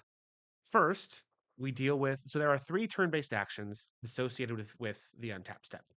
First, we deal with phasing. So any permanents, if you have any permanents with phasing, those phase out. And at the same time, any phased out permanents you control phase back in. So they just do a little swap. Assuming you have permanents with phasing, they're not super common. Um, Second, if you're in the unfortunate circumstance that someone in your game has introduced the day night cycle by playing a card with Daybound, then this is the part of the turn where day becomes night or night becomes day, assuming the appropriate requirements were met during the previous turn. And third, Any tapped permanents you control that aren't being prevented from untapping all untap simultaneously. Now, no players ever get priority during the untap step. It's just not a thing that happens. So any abilities that trigger during the untap step will hang out on the triggered ability fairy's whiteboard until we get to the upkeep step, which is the very next step. Now, there are no turn based actions associated with the untap step or the upkeep step. So, as soon as we get to the upkeep step, we do the whole check for state based actions, put triggered abilities on the stack, active player gets priority. The upkeep step really just kind of exists as a staging ground for abilities to trigger or for players to take actions before a player's turn like really begins in earnest. Right? Before you draw a card, before you start casting creatures and stuff, if you want to do something at the beginning of someone's turn, this is where you would do that. After the upkeep step is the draw step, the last step of the beginning phase. There is a single turn based action associated with this step, and that is drawing a card. Then after that, triggers get put on the stack, active player gets priority. So any abilities that trigger at the beginning of your draw step would get put on the stack here. Also, any abilities that trigger when you draw a card would be put on the stack here. Um, and this is why if you've ever played with Teferi's Puzzle Box, which has an ability that triggers at the beginning of your end step, this is why you draw for turn first before doing the Teferi's Puzzle Box trigger, even though Teferi's Puzzle Box says at the beginning of your draw step. And that was always something that never made sense to me until I learned about turn-based actions, because turn-based actions are always done first, right? You'll always, in your draw step, the first thing you will always do is draw a card. And then after that, any abilities that should trigger will get put on the stack. All right. After the draw step, we move into the main phase. Now, there are two main phases in every turn, one on either side of the combat phase. During the first main phase of the turn, there are three turn based actions to be performed. Notably, there are no steps here. Yes, this is true. The main phases don't have steps. They're just sort of, it's the Wild West out here. Okay, that's not true. But first, if you're playing a game of Arch Enemy and it's the Arch Enemy's turn, they will set the top card of their scheme deck in motion. If you're interested, if that sounds cool, look into Arch Enemy. It's a fun format. But for a lot of games, that's not relevant. Second, if the active player controls any sagas, they will put a lore counter on all of them. Then, if the active player controls any attractions, they will roll to see if they visit their attractions. Then, so after these turn-based actions are performed, the active player will get priority. Um, this is the so after we've performed these turn-based actions. This is when any abilities that trigger at the beginning of the main phase would get put on the stack. Any abilities that triggered from putting your lore counters on sagas, so like the normal chapter abilities of sagas, or any abilities that trigger from visiting attractions would all get put on the stack now. And notably, you can put those triggers on the stack in any order that you like. So if you had an ability that triggered at the beginning of your main phase and you had two sagas, you could do one saga ability and then the beginning of your main phase ability and then another saga ability, whatever order you like. Now, primarily, the main phases are for casting spells. This is where a bulk of like you casting spells and activating abilities and stuff will happen here because during your main phase, while the stack is empty, is the only time that you can cast creatures or enchantments or basically non-instant spells or spells without flash. It's also the time where you're generally going to be playing lands for turn because that turn-based action is limited to your main phase while the stack is empty. So a lot of the decision making will happen, and casting spells will happen here. Now we're going to get into the combat phase, and this This is is for you, Katie. this is by far the most complicated phase of the turn. So buckle up. This phase is broken down into 5 steps. The first of which is the beginning of combat step. There is a single turn based action associated with the beginning of combat step, and in my life, I have never ever used this. I don't know what format uses this. I tried to look it up as I was preparing for this presentation and couldn't find it. It's not two-headed giant. It's not Two-Headed Giant and it's not Commander. So if you know, then let us know. I would love to find out. Some multiplayer variants require you to select a single opponent to be the defending player.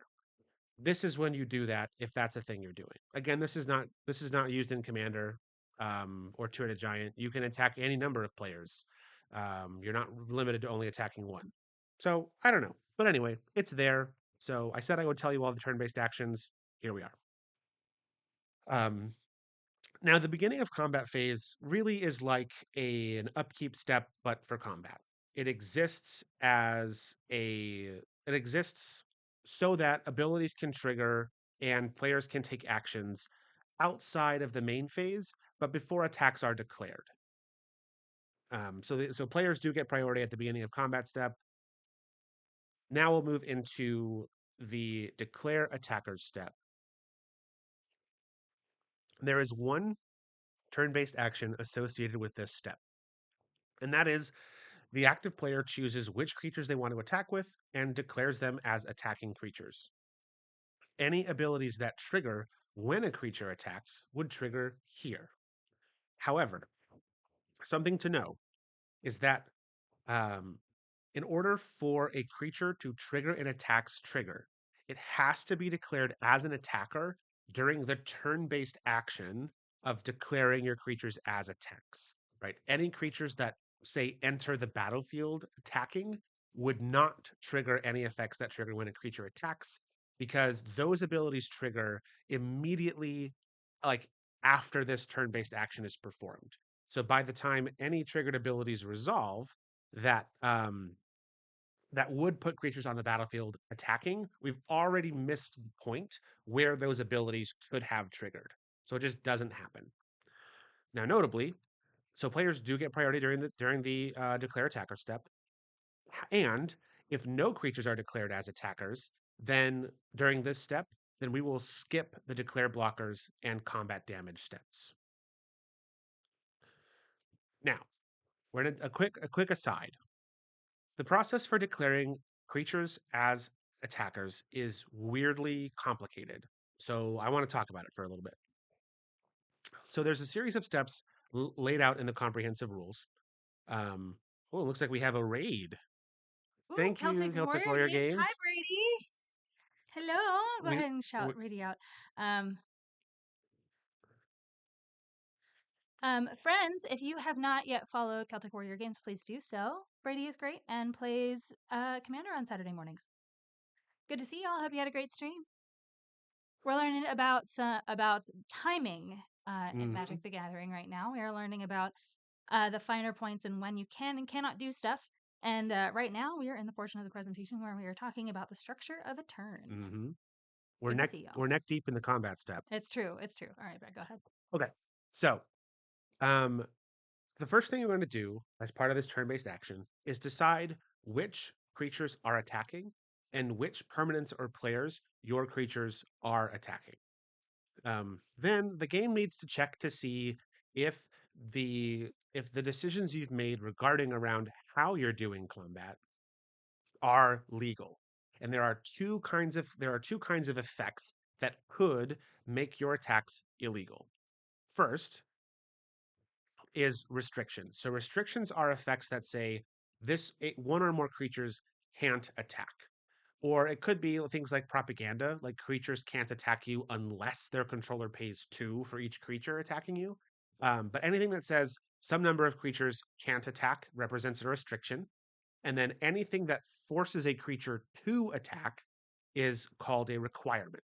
So as you're deciding what creatures you want to attack and who they are going to attack, you are not allowed to violate any restrictions, and you have to satisfy as many requirements as possible, right? So it's satisfy as many requirements as you can without violating any restrictions. And I'll show you an example of what we're talking about a little bit later.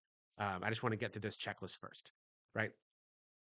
So after we check to make sure that our attacks are legal, um, if you have any creatures with banding, and I sincerely hope that you don't, this is when you would declare how you would like for them to band together. Then you would tap all of your attacking creatures that don't have vigilance. And after all of that is done, If there are any effects like ghostly prison or propaganda that you have to pay taxes for, this is the part of the turn where you would do that. All right. So, just as a quick example of restrictions and requirements, these restrictions and requirements that I've been talking about, consider these two cards. We'll say that you control an angler turtle, which is a creature that has an ability. Creatures your opponents control attack each combat if able. And we'll say that I control a Mog Flunkies, which is a creature that can't attack or block alone. If we're on during the declare combat step on my turn, um, if the only creature that I control is Mog Flunkies, then the only legal choice for me to make is to not attack, right? There is a restriction created by Angler Turtle, but the only way for me to satisfy that, or sorry, there's a requirement created by Angler Turtle, but the only way for me to satisfy that requirement would be to violate the restriction on Mog Flunkies. And restrictions always take precedence over requirements. Can't always beats can. It's not exactly relevant, but it's the same kind of idea. Um, so this topic can trip people up. So please, if you have any questions about requirements, restrictions, please ask them. I think I saw one. If a creature is goaded and its only legal attack target is a player with Norn's Annex out, is the creature prevented from attacking, or can it attack because you are able to pay 2 life for the cost, assuming that the attacking player lacks white mana? So the short version is no. Norn's Annex represents a restriction. Um, if the only player that a goaded creature can attack is a player with Norn's Annex, you are not required to pay the tax, even if you can. So that in So even this, if you had white mana, you yeah, would even if not. you had Yeah. white mana Uh-huh. or more than 2 life, 2 or more life, um, Yeah, you can just look at the Norn's Annex and be like, I yeah. guess I can't pay that. Oh no, I guess I can attack you. Yeah. Mm-hmm. Now on the topic of goad is worded in a funny way. And I wish I had put a slide in here for it, but it's fine. I'll talk about it real quick. So goad represents two requirements, right? It's worded in a weird way so that it makes sense how it works with how we talk about it. But goad represents two requirements. The first requirement is this creature attacks. The second requirement is this creature attacks a player other than the player that goaded it. So if you're in a situation in a game where you have a goaded creature, um, if you're in a situation where you have a goaded creature, then um, but the only player that goaded creature could attack, like the only player left in the game, is the player that goaded it. The only legal choice for you to make is to attack that player, right? By attacking that player, you are satisfying the requirement of this creature attacks, and you're not satisfying the requirement of this creature attacks another player. However, if you don't attack, then there are two requirements that you're not fulfilling, which is the creature has to attack and the creature attacks a player that isn't the player that goaded it. And so that's why goad is worded that way, but it makes sense the way that we normally talk about it. Like it can't attack me unless I'm the only player it can attack. Okay, one more question that I think you can probably get to with this code thing. Okay. What if Brad has me goaded, but Steph has the Norns Annex? Do I have to attack Brad? Um, so uh, the short version is no, because so you essentially would get to choose, right? So if I goad your creature and Steph has Norn's Annex, right? You can choose to bypass Steph's restriction by paying the Norn's Annex tax, in which case you could attack Steph. But if you're not interested in paying the Norn's Annex tax, you don't have to, but then your creature would have to attack me because I'm the only player that it can attack. Ha ha ha ha. So that's a weird situation where goad basically just means this creature has to attack. All right. Again, I appreciate y'all asking questions, clearing things up. This is great. Yeah, Thank if you it makes for. sense to answer the questions when we're in the presentation, we'll do that. But Yeah. otherwise, we'll wait for the further boosty breaks. But yeah, All right. Back to turn order. So we're at the part of that we've just finished declaring attacks. So then the next step after that is the declare blocker step. there is a single turn-based action associated with the declare blocker step, which is the defending player declares if and how their creatures are blocking. And if there are multiple players, if there are multiple defending players, then those players will make those decisions in turn order. After we perform this turn-based action, um, the active player will get priority. Any abilities that trigger when a creature blocks, becomes blocked, or attacked and isn't blocked would get put on the stack here, right? Notably, um, after this turn-based action, any attacking creatures that have been blocked are become blocked creatures. Any creatures that have been declared as blockers become blocking creatures, and a creature can't be considered unblocked unless we're at the declare blocker step and that creature is attacking and it has not been assigned a blocker. Before that, it's just an attacking creature. All right. So after the declare blocker step, we get to combat damage. Now, the combat damage step has two turn based actions associated with it. Um, the first is players will announce how they intend for their creatures to assign their combat damage. And this is done with the following rules. So first, the active player is going to announce how their creatures will assign damage, followed by each defending player in turn order. An unblocked creature deals damage equal to its power to the player or permanent it's attacking. Any blocked and blocking creatures will deal damage equal to their power, divided as their controllers choose among the creatures that are blocking them or that they are blocking.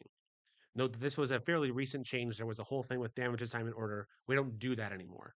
If I'm attacking you and you block my creature with two creatures, I just decide how my creature is distributing its damage, however I would like.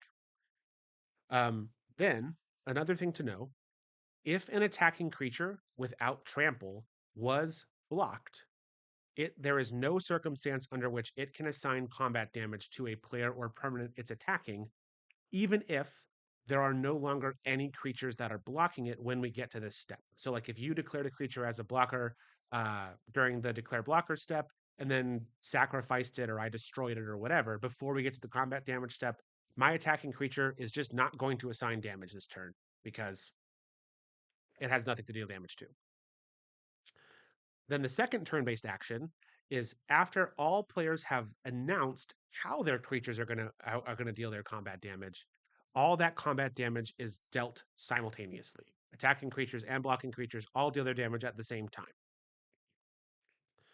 And then after combat damage is dealt, the active player gets priority. This is when abilities would, if there are abilities that trigger when creatures deal or are dealt combat damage, they would get put on the stack here. If any creatures died during the combat damage step, those abilities would get put on the stack here as well. Um, and then the active player gets priority. Now, if at least one attacking or blocking creature has first strike or double strike, only those creatures will assign and deal combat damage in this combat damage step. Then, afterward, there will be a second combat damage step that follows all the same steps and rules as the first one, except this second combat damage step is for any creatures that didn't deal damage in the first combat damage step and creatures with double strike. So it's a weird wording. In most cases, the first combat damage step is for creatures with first strike and double strike, and the second combat damage step is for creatures without first strike and double strike. However, the rules are worded this way because there was a question that came up a while ago of if I have a creature with first strike and after it deals combat damage in the first combat damage step, if I make it lose first strike, does it also then deal combat damage in the second combat damage step? Weird rules Yeah. interaction. That's And the very answer to that weird. question is no. In order, a creature has to have double strike in order for it to deal combat damage in both combat damage steps. So now we've made it to the end of combat step, the last step in the combat phase. And this step functions similarly to the beginning of combat phase, insofar as it's just kind of a staging ground for triggered abilities and for players to interact still in the combat step, but after the dust has kind of settled. There are no turn-based actions associated with the end of combat step. It's just kind of a placeholder step. Um, any abilities that trigger at the end of combat would trigger here. Uh, Notably, as the step ends, everything is removed from combat. So they're still in combat through the end of the combat step. Creatures are still considered attacking creatures or blocking creatures until this step ends. All right. So that was a lot, especially for the combat step, especially is pretty crunchy. So if you have any questions, feel free to put them in the chat now. We are going to roll into another boosty break to give ourselves a Amazing. little time to process all this Yes, information. yes, yes. Um, this is on. This is off. Okay, hi everybody. So again, this Boostie Break is brought to you by our friends at Gerudo. I will go ahead and put I will put a link in chat for you if you want to go ahead and sign up for it's free to sign up, and it's a social media platform specifically for trading card game players. We think you'll have a lot of fun there. We just played some games on it last night. They have a webcam play interface that we really enjoy. So, all right. But yes, we have some collector boosters. Let's go ahead and make this happen. All right. Our token slash art card, we have a treasure and a citizen. All right. And then let's get this in frame here. Figure out where my. All right. Emotional support flame. I need you to help me get a soul stone, please. Thank you. We're counting All on right. you, Fleem. You can Yes, do thank it. you. All right. Risky research. Mob lookout. Beetle, legacy criminal. The pigeon. Ah, Walloping people with a pigeon is like my favorite thing in the entire limited. I don't have a lot of things that I rave about this limited format, but walloping people with a pigeon, with like a large pigeon, is like my favorite thing to do. Um, we got Savage Mansion, supportive parents. That's how we know we're still in a fantasy world, friends. I'm just kidding. Damage control crew, daily bugle building, Spider UK. Brad, this can go in your yeah, Atlantis deck. Look, I'm getting so much better at this game. yeah. I think it's Fleem. It is Fleem's really Flame. locked in. Flame is locked in, yeah. So I'm expecting a soulstone here. All right, future flight we have. This is from the welcome decks. Okay, all right. We have Spider Snare, extended art non-foil. We've got Hide on the Ceiling, extended art non-foil. We've got Mystic We Confluence. love a good Mystic Confluence. Brad loves Mystic Confluence so much. I He love, prefers ones that he can read easily, but yeah, I love counter target spell plus. It's yeah. great. And then our last card is the Spot Living Portal. This is a foil of the comic book art. We love this. Very cool. Very, very, very cool. All right. That is pack one. And it looks like we have a question in there from John. Yes, John asks, why did they change the end of combat step and templating of Mazevith so that I can give bad vigilance with Maze? The short answer is I don't know. We'll get into more into how that works. I think honestly right after this boosty break, but I can't answer why the rules are the way they are. Just that they Just are. that the rules are. Some things I have some insight into, like in terms of how it affects the play experience, but in terms of why those design decisions were made, I can't answer that. All They don't pay right. me enough for that. So they don't pay you enough for that. That's true. All right. We've got a robot and a food here. All right, we have Daily Bugle reporters. Let me make sure this is in frame here. All right, Daily Bugle reporters. We've got Doc Ock, Sinister Scientist, got Taxi Driver. And if any of y'all do sign up for Gerudo, make sure you look up Steel City Stuff and Steel City Brad. You'll find both of us on there. Yeah. Let's see. All right, so Grow Extra Arms, Venom's Hunger, Wisecrack, The Spots Portal, Pictures of Pictures of Spider-Man, Spider-Man. You want to say that one more time? It sounded like you really enjoyed saying it. Pictures of There you go. Spider-Man. He's shaking his fists I need a like better this. J.K. Simmons impression. Yeah. All right. Green Goblin Revenant. And Brad, this can go on your Oh Thantis my tag. gosh, we're loving life. Is just on fire. Thank you, Fleem. Thank you. All right. All right. Our first rare is Arachne Psionic Weaver. Next is Mysterio. This is another extended art non-foil. Another extended art non-foil. We have Anti-Venom Horrifying Ooh. Healer. I actually need that. Oh, We have a foil comeuppance. and Brad it's likes this foil. art. Oh my gosh. So I'm not in general. I'm not a huge fan of Yeah, because this that treatment, printing, this lettering is hard to read in but one that art format. is just so It is funny. so funny. I agree with you. Do you want this? I You I can run comeuppance in anything, I really. have vague plans for a deck that plays comeuppance. Is that your Jeskai cards that you just like that you Yeah, haven't put in anything else? comeuppance is a really fun card. I just haven't found a good spot for it. Well, But if okay, we, so I guess we're holding on to this, yeah. huh? Okay, all right.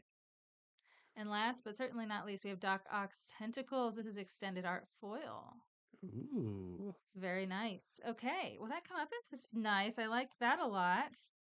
All right, so we will arrange these cards thusly.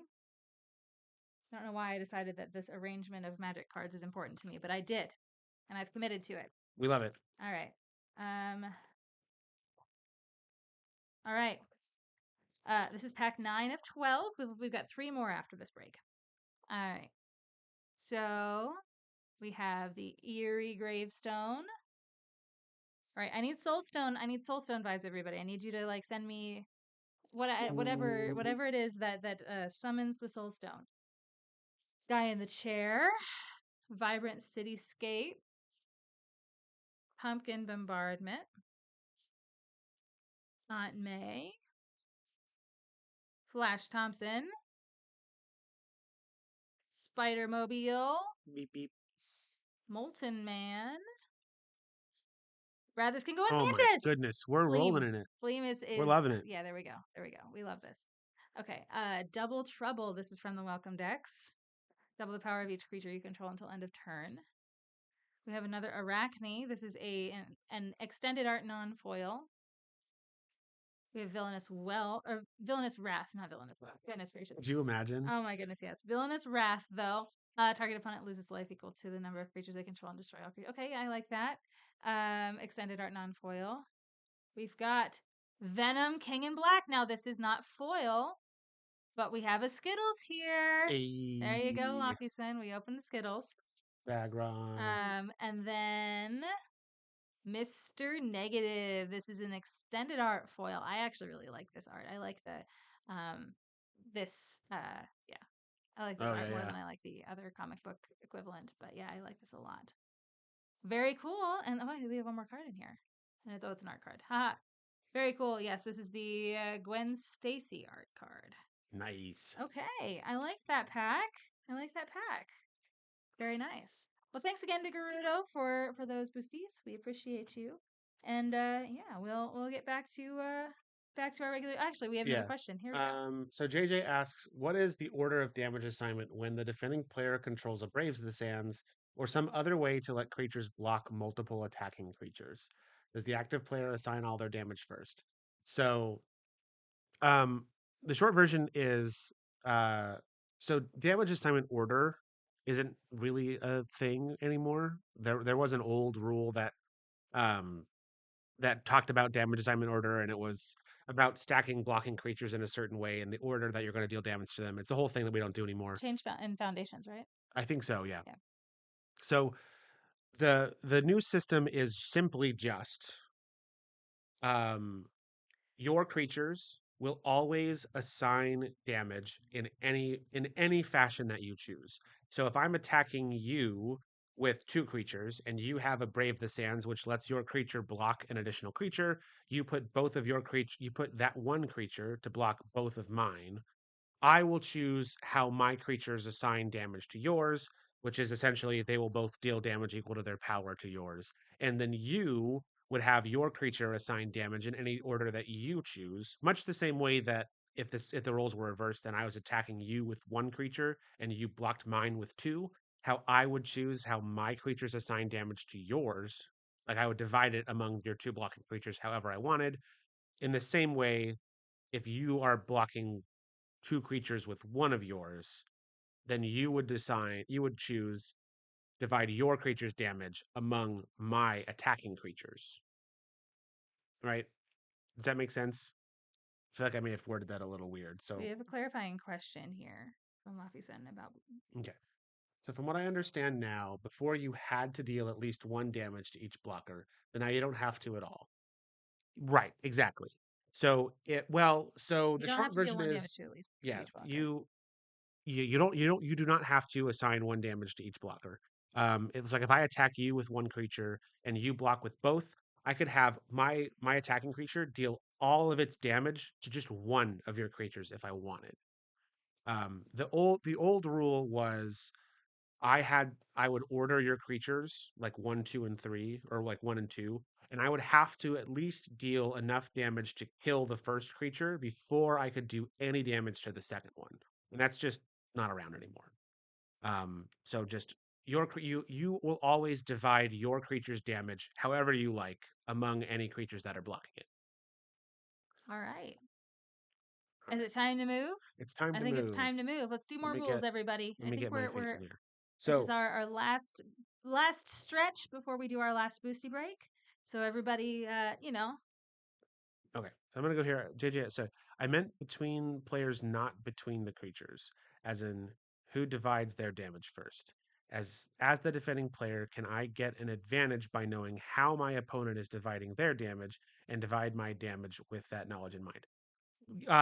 The short, yes, as essentially. Though the active player will always like damage assignment is always announced in turn order. So like if as the active player, I would announce how my creatures are dealing damage to your creatures before you would say how your creatures are dealing damage to mine. All right. So we picked up before our boosty break, we had just escaped the combat phase, the jungles of the combat phase. hashtag not just a step. Hashtag not just a step. Um, and after that, there is another main phase. So after the combat phase, there's a second main phase. It's largely the same as your first main phase, except there are no turn-based actions associated with the second main phase. At least not yet. Yeah.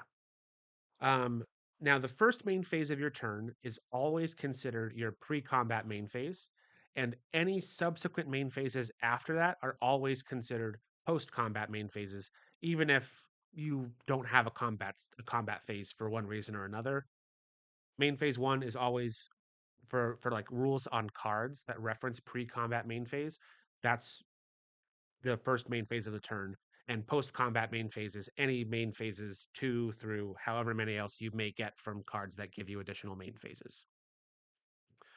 Um, all right, we love a good main phase. Next, we get into the ending phase, and this is the final phase of the turn. The ending phase consists of two steps, the first of which is the end step. Now, the end step is a lot like an upkeep step, but for the end of your turn. There's no turn based actions associated with this step, but there's a whole host of cards that have abilities that trigger at the beginning of the end step, and those abilities would trigger now.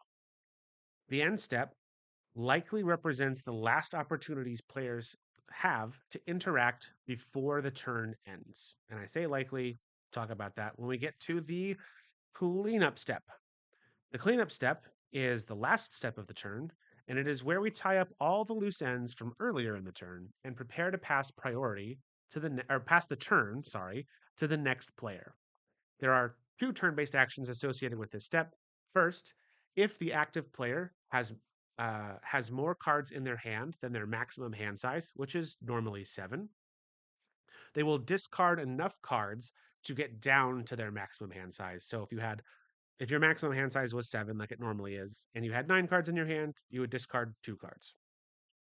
Then, the second turn based action is any damage that is still marked on permanence is removed, and any effects that last until end of turn or this turn will all end simultaneously, right?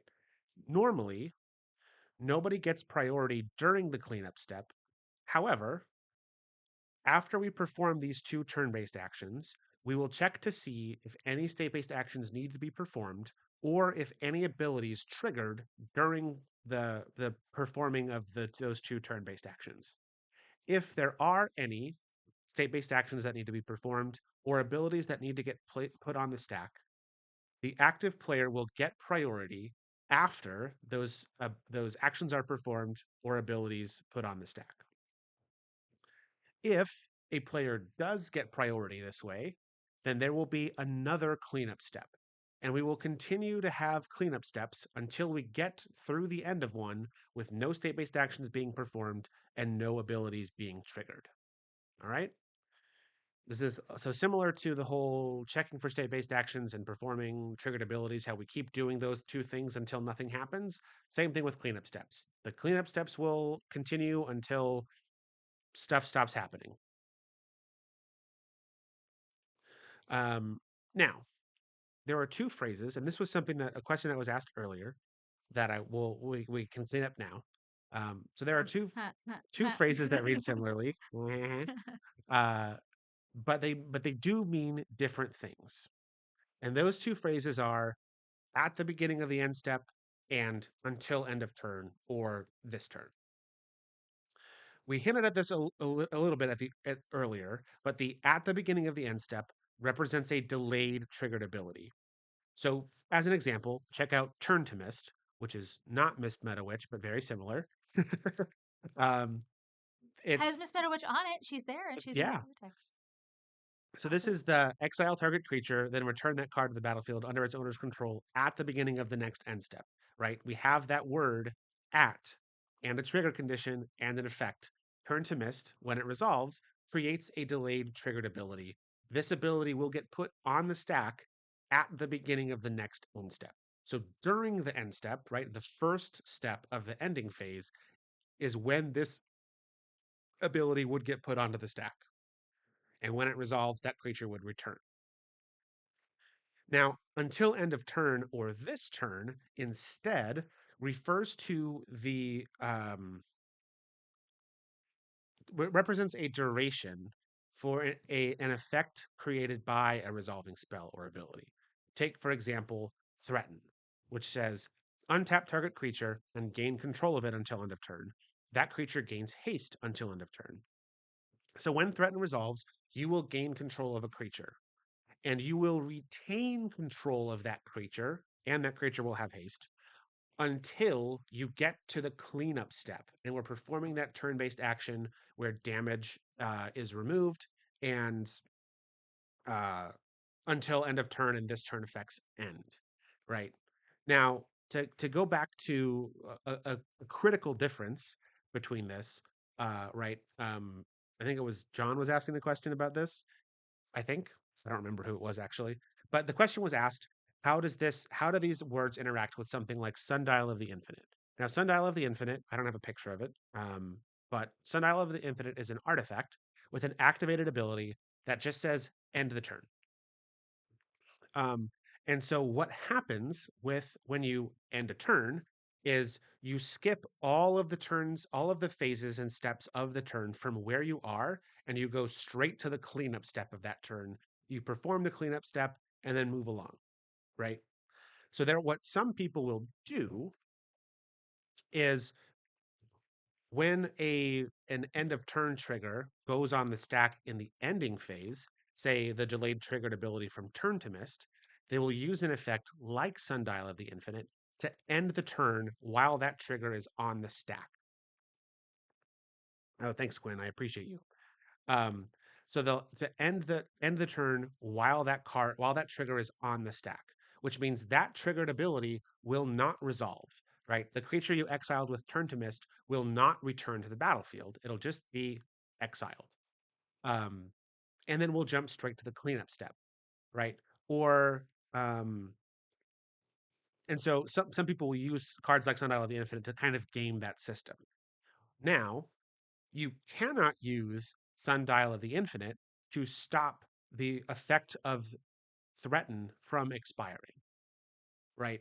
If you end the turn during the end step, you still go to the cleanup step. Threaten's effect will expire. the original controller of the creature you threatened will go back to its controller. Like we'll get the card back, right? So if you're trying to game the system, avoid with like threaten or the original printing of Obeka, for example, from Commander Legends. Um, Avoid cards that read this turn or until end of turn. You're looking specifically for at the beginning of the next end step. And those are the cards that you can sort of cheese with that effect. All right. Are you teaching people how to cheat at Magic, Brad? No, I'm teaching them how to appropriately follow the rules of Magic. Okay. Ah, All right, that's an fine. important distinction. Whether what they do with that information is totally up to them. Now, if this all seems like a lot, that's okay because it is a lot. There's a lot that goes on under the hood of a turn under the hood of a turn of the game. There's a lot that goes on with priority and triggered abilities in the stack. It's a whole big complicated system, and it takes a lot of effort to learn, and it's very hard to remember. Fortunately, our friend Katie Combat created a very handy, very comprehensive spreadsheet that walks through all of this information in an easy to follow format. It's color coded, as you can see. Um, it has everything that you need to know about how to get through a turn, how priority passes, actions, and a lot of the stuff that we covered in this presentation. So, Steph has just dropped a link in the chat, or you can find the link pinned to Katie's Blue Sky if you want to go drop them a follow. But we are very, very appreciative to Katie for not only taking the time to make this resource, but also for letting us share it with you. So, everyone say thank you, Katie. Thank you, Katie. All right. Now, um, this was hinted at a little bit earlier with the Mazaveth question, but it's time to check your knowledge once more. So consider with me the card Reconnaissance. This is an enchantment. It has an activated ability. It costs 0 mana to activate, and it reads remove target attacking creature you control from combat and untap it. What is the last step in which you can activate Reconnaissance? All right. And Steph's going to put a poll in the chat for us. You can see the options on screen. Um, so please, I want to hear your thoughts. Some of you may know the answer to this question from experience, um, but we'll talk about why afterward.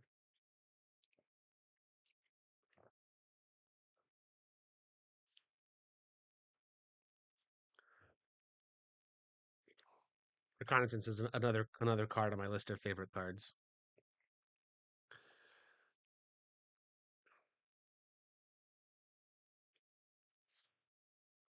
I feel like I'll spoil the answer, so I don't want to Yeah, contribute you to don't. how much I like Reconnaissance. Yeah, But you yeah. don't want to give it away, but it is an excellent card.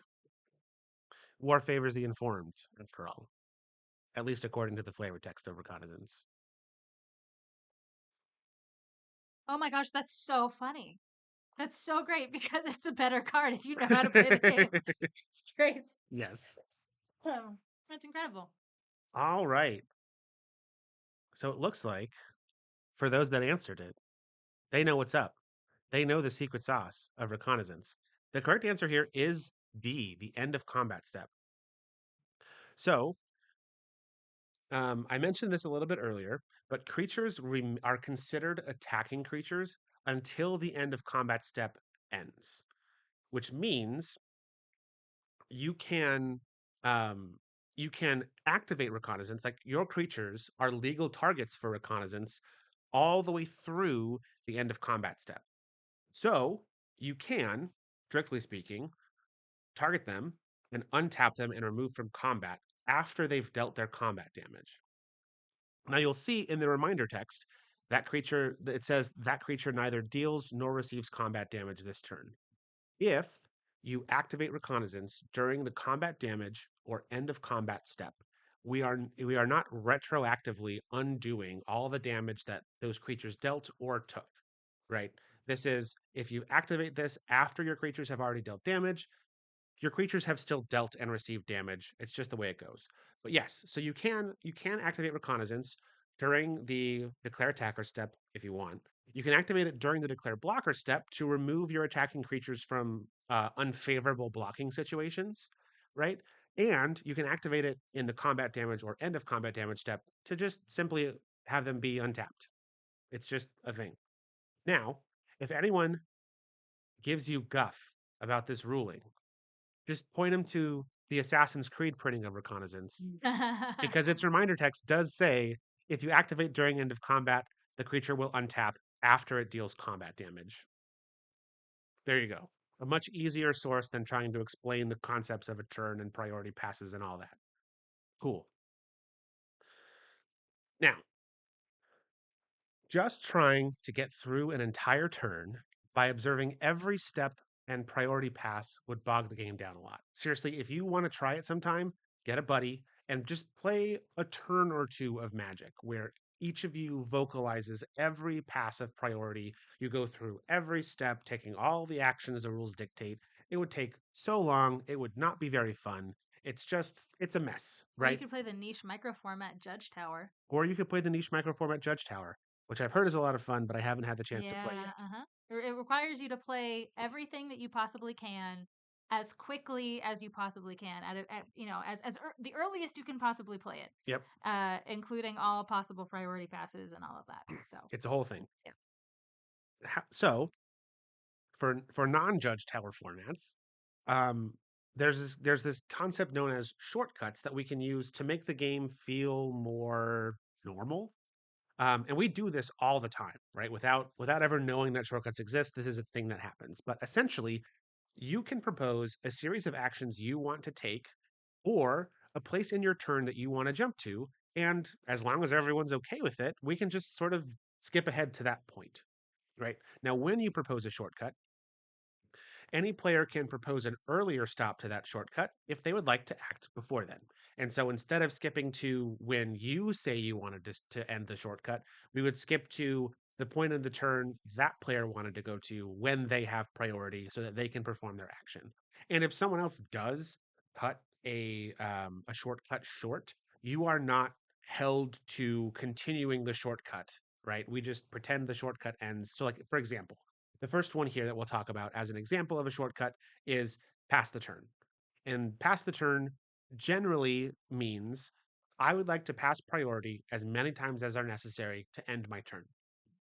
So a lot of times, right, you're in your like especially in the early turns of a game when you're not going to combat, you're not doing stuff in your second main phase, you don't have abilities that trigger at your end step, you might just say pass the turn, right? And if everyone's okay with it, we'll just skip to your cleanup step, do the thing, your turn is over. Um, if someone, for example, were to say, in your end step, I would like to do a thing, then instead we would skip ahead to your end step. That player would do their thing. And then, if you would like, right, you are not required to continue passing priority just because you said you wanted to end the turn. You will then get priority afterward and you can take actions still in your end step if you would like. Another common shortcut that you'll see is I'll activate this ability some number of times. That shortcut is generally means I'm going to activate this ability once and let it resolve. And I'm going to do that process X number of times. And we'll talk about why that matters in the next slide. The last one we'll talk about is a shortcut for go to combat. And since the combat step is incredibly complicated, of course, the shortcut to go to combat is also incredibly complicated. So, not it's not incredibly complicated, but it is nuanced. So let's talk about it. So, if you don't have any effects that trigger at the beginning of combat, this shortcut generally means that you want to skip straight to the declare attacker's step. Conversely, if you do have an effect that triggers at the beginning of combat, this shortcut generally means that you want to go to the beginning of combat step where that ability will trigger. If a player wants to respond, like you say, I'll go to combat, and someone else says, well, before that, right? That shortcut, when a player wants to cut that shortcut short, that player is generally assumed to be acting in the beginning of combat step, unless there are effects that trigger at the beginning of combat, in which case that player would be acting still in the main phase. And the reason why this distinction matters, in addition to if you get into tournament magic, it was a whole controversy about it. You can look it up if you want. But the reason why this matters is we talked about it at the beginning, the first knowledge check we did about if you say you want to go to combat and I want to act in your main phase, are we still in your main phase? Right. These shortcuts exist to allow players to make strategic game decisions while not having to say the exact right words to make that information clear to the other players. Right. So it's generally considered strategically beneficial to act in the beginning of combat phase unless you're trying to respond to a beginning of combat trigger, right? So we assume that if there isn't a beginning of combat phase or a beginning of combat trigger that you want to act in or that you want to respond to, we assume that you're taking the strategically beneficial decision of acting during the beginning of combat phase so that the active player can't then cast a creature or an enchantment or whatever before they get into combat after your response. Does that make sense? We'll do an example here just to demonstrate why why these shortcuts exist. So, as an example, consider Crypt Ripper, which is I shouldn't have chosen a name with two words that sound that similar. That's going to trip me up. But it's a 2/2 with haste, and it has an activated ability for 1 black mana that gives it +1/+1 until end of the turn.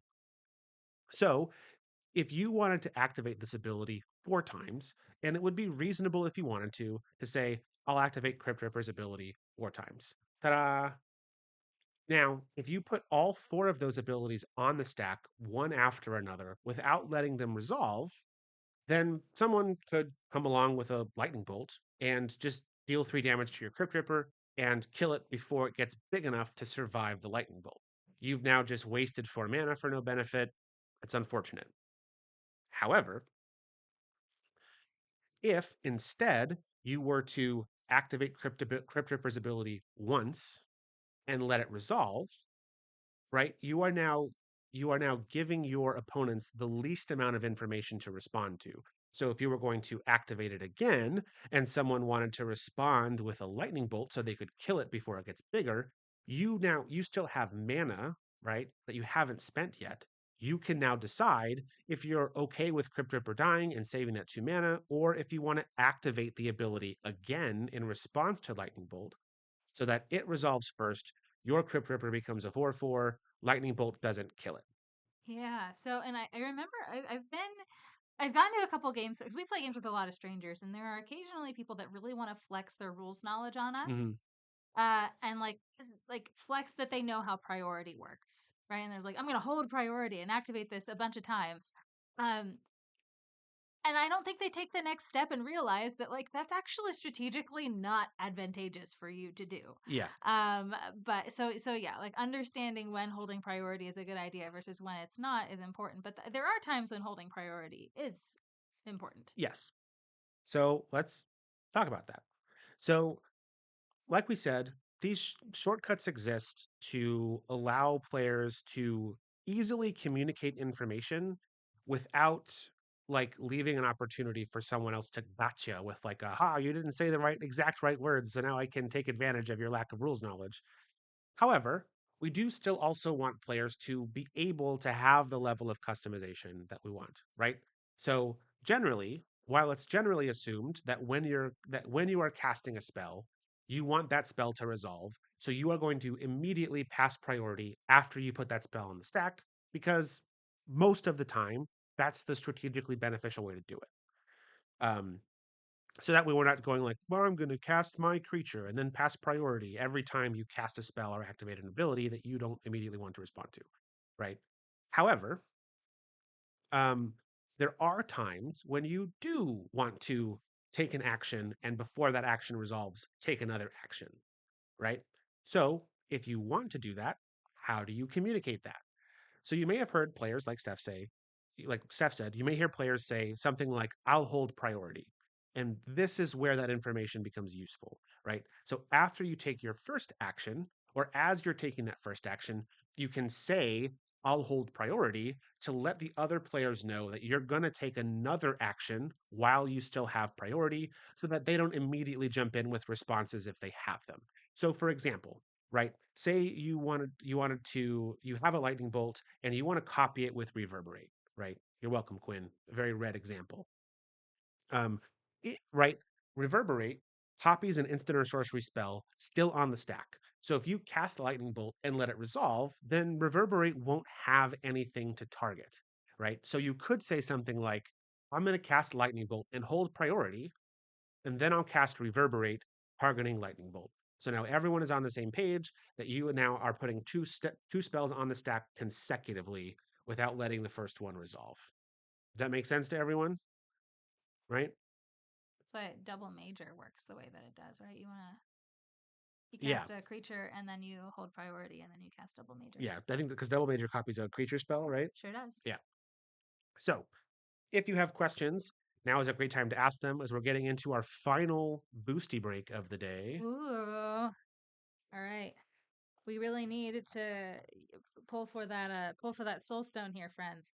All right. So if any of you have any other questions, so that's the meat and potatoes. We're gonna do a really quick, like 10,000 foot view review at the very end of everything that we talked about. But if you have clarifying questions about anything that we talked about now, is a great time for you to put those in the chat and use that redemption there.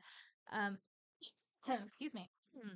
But before we do that, um, I do want to remind you all that this stream is sponsored by Gerudo. We literally could not do this without them.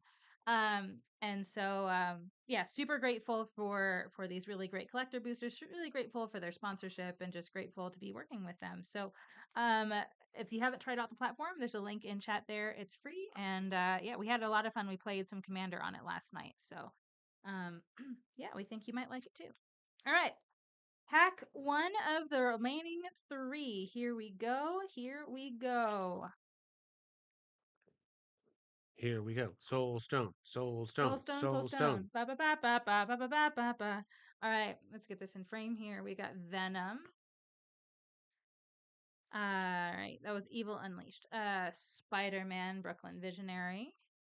Bagel and Schmear, classic Magic the Gathering card.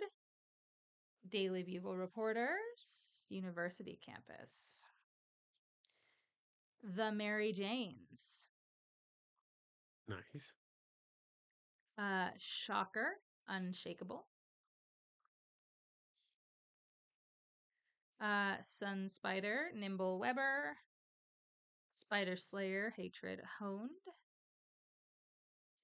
Guard your spiders closely. Guard your spider. Hey, Brad, Yes. another one for Thantis.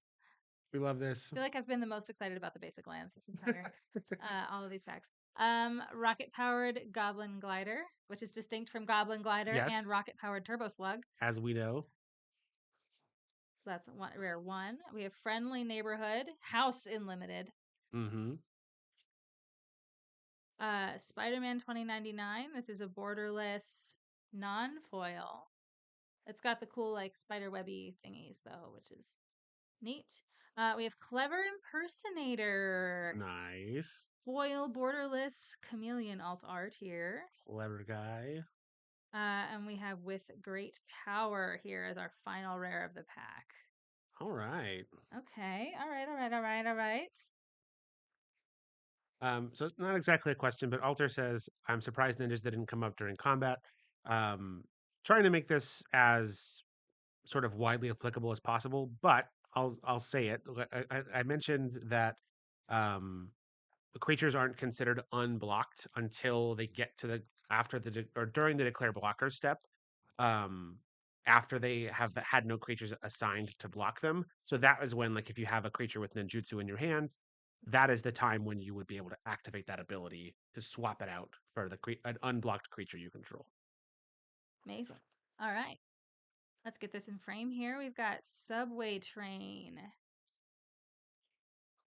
We're still pulling for the soul stone, everybody. Mhm. So any finger wigglies and chants that you want to do to help us find a soul stone, or flame, I don't know, exhortations. I'm sure would also help. Um, Selfless police captain, gallant citizen, Doc Ock's henchman. We love a creature with flash. Uh huh. Masked meower, secret identity. Spider, piloted by Penny, which is notably not Penny's spider. Mm-hmm. Um, Spider-Man Noir. Okay, bye, Quinn. Thanks for stopping Bye, Quinn. by. See you later. All right, MJ Rising Star. Brad, you can't put this in your Thantis deck. I'm sorry. I'm gutted. Absolutely gutted. All right, we got a foil Clone Saga. We've got another spot, but this is non-foil. Except foil. Third Goblin Glider. Third got rocket-powered Goblin Glider. Yes. We have Master Weaver Web Protector. This is Arasta of the Endless Web. What is going on in that art? You know, I don't know. And then we have Jackal Genius Geneticist. This is an extended art foil. All All right, right. Brad. Last pack. Last chance for a Soul Stone. One more boostie. One boostie more. We have opened a lot of Spider-Man and not opened a single Soul Stone of any printing yet. All right, friends. Let's get this in frame here. Angry Rabble. Starling Aerial Ally. Spider Manifestation. Spider Rex. Craven's Cats. Sudden Strike. Grendel Spawn of Null. Web Shooters. Raging Goblinoids. I'm sorry, Brad. It's an island. I'm devastated. I know. Yeah. All right. Craven's Last Hunt. Carnage. Crimson Chaos. This is non-foil. Agent Venom, non-foil extended art. Counter Spell. I do like this one. I think this one's fun. It's also pretty readable. It's among the more readable because it just says counter target spell on it. Yeah. And then the last one is an extended art Electro Assaulting Battery. Ooh. Extended art foil. I just sold one of these on Maniple the other day. All right. Well, thank you again so much to Gerudo. And if y'all haven't tried them out, definitely do that. All right, Brad, take us back to the recap. All right. So here we are, friends. We've made it to the end. We've learned all the things. Let me get out of the way. Um, so as a review, let's talk about what we learned today. So first we learned the stack is where spells and abilities go after they've been cast, activated or triggered, but before they resolve. They hang out there like a stack of pancakes, waiting for everyone to be okay with it resolving. We learned that priority is like the talking stick, and you need to have it in order to take an action. We know the active player receives priority at the beginning of each phase and when a spell or ability resolves, but the player who casts a player who casts a spell or activates an ability gets priority after that spell or ability is put on the stack. We learned that special actions, state-based actions, and turn-based actions don't use the stack and can't be responded to. We learned that mana abilities, produce mana, don't have targets, and are not loyalty abilities. They don't use the stack, and you can activate them whenever the game asks for a mana payment from you. We learned about the triggered ability fairy, who carefully watches all of our games to make sure our triggers get put on the stack, even when they trigger during the resolution of a spell or ability. And we learned about all 5 phases of a turn and each of their individual steps. We know that in order to move to the next phase of a turn, all players have to pass priority consecutively without performing any actions while the stack is empty. And with that, thank you so much for joining us. This was an absolute blast to prepare for, and I had a great time with all of you today. Thank you for taking your Saturday morning and/or afternoon to hang out with us, talk about Magic rules, look at shiny cards. This is awesome. Also, huge shout out to Gerudo again for sponsoring this stream. If you would like to revisit any of this information at any time, you can first, probably most easily, reference Katie's spreadsheet. But this VOD will be on Twitch for a while, but also will be making its way onto Gerudo in a few weeks, and you'll be able to watch it there. So check out Gerudo if you want to rewatch this stream. For us, coming up, since we people asked about what we're looking forward to this weekend. Yes. Ha ha ha ha. we have some streams coming up Yeah. that we're also Yeah, excited we about. don't so it would be very expensive if we did this kind of stream all of the time, and it would also be very, very, very time intensive. This took Brad probably 30 hours of prep to do between actually developing the content and rehearsing and putting all his fun little animations in that he did. It's a lot of work to do something like this, but we hope that it's worth it for you all. But our normal content that we do is we do sealed, a lot of sealed content. We're big believers in playing games with your booster packs, and that's why we've been raving about how fun these cards are in limited because we have played a lot of it. So we've got a few of those coming up, and I'll let Brad tell you about it. Yeah. So first, tomorrow, 10 p.m. to midnight ish, we're doing War of the Spark. If you had been hanging out for the last few Sunday night sealeds we've been doing, we did Guilds of Ravnica and Ravnica Allegiance, and now we're at the stunning conclusion of the saga with War of the Spark. Mm-hmm. So we're going to do some sealed with Planeswalkers and really just kind of like Planeswalkers. It's going to be a lot of fun. Oh, it's a Citadel. Yeah, Bolas' Citadel. So that's tomorrow at 10 p.m. Yeah. Eastern. Then Tuesday, we're going back to Duskmorn. Ooh, just a few days before Ooh. Halloween, we got to do something Yeah, spoopy. we gotta get. It's the reason for the season. Um, then the very next Sunday night sealed. So a week from tomorrow, we have Throne of Eldraine, not Wilds of Eldraine. Throne The of Eldraine. OG set, Yeah, here y'all. comes Oko. The one that shook standard Get to its elked. core. Yep. And then a little bit farther out, but very exciting. We're very excited Yeah, about. we referenced this earlier too. Yes, we are doing a Theros Showdown, a series of 4 streams, not at our normal 10 p.m. Time slot. We're doing right after work, 5:30 p.m. A series of 4 streams on the dates you're seeing on the screen there. That's Theros, one night of Born of the Gods, one night of Journey into Nyx, and then we're wrapping all of that up with a sealed event where we're doing 2 packs of each set in this block. We're going back to the first time we saw Theros with the gods and heroic, and it's a whole thing. We're very excited. Yeah, we've done this with Return to Ravnica, and the Return to Ravnica block with Return to Ravnica, Gatecrash, and Dragon's Maze, and we've done this with Cons of Tarkir, with the Cons of Tarkir, the entire Cons of Tarkir block with Cons of Tarkir, Mhm. Fate Reforged, and Dragons of Tarkir. And we don't have blocks anymore, and so, but it's really, really full block sealed is so fun.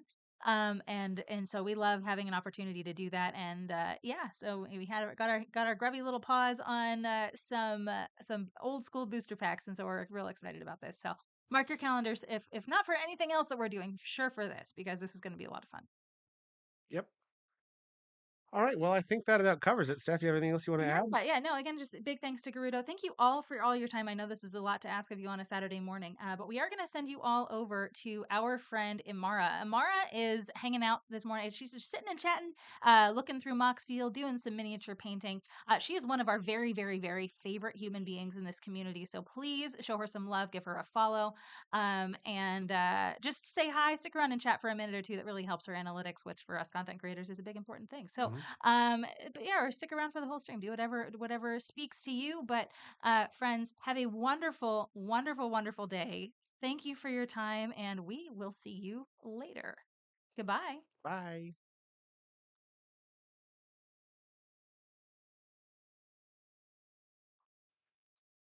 Raid sent over. It's over.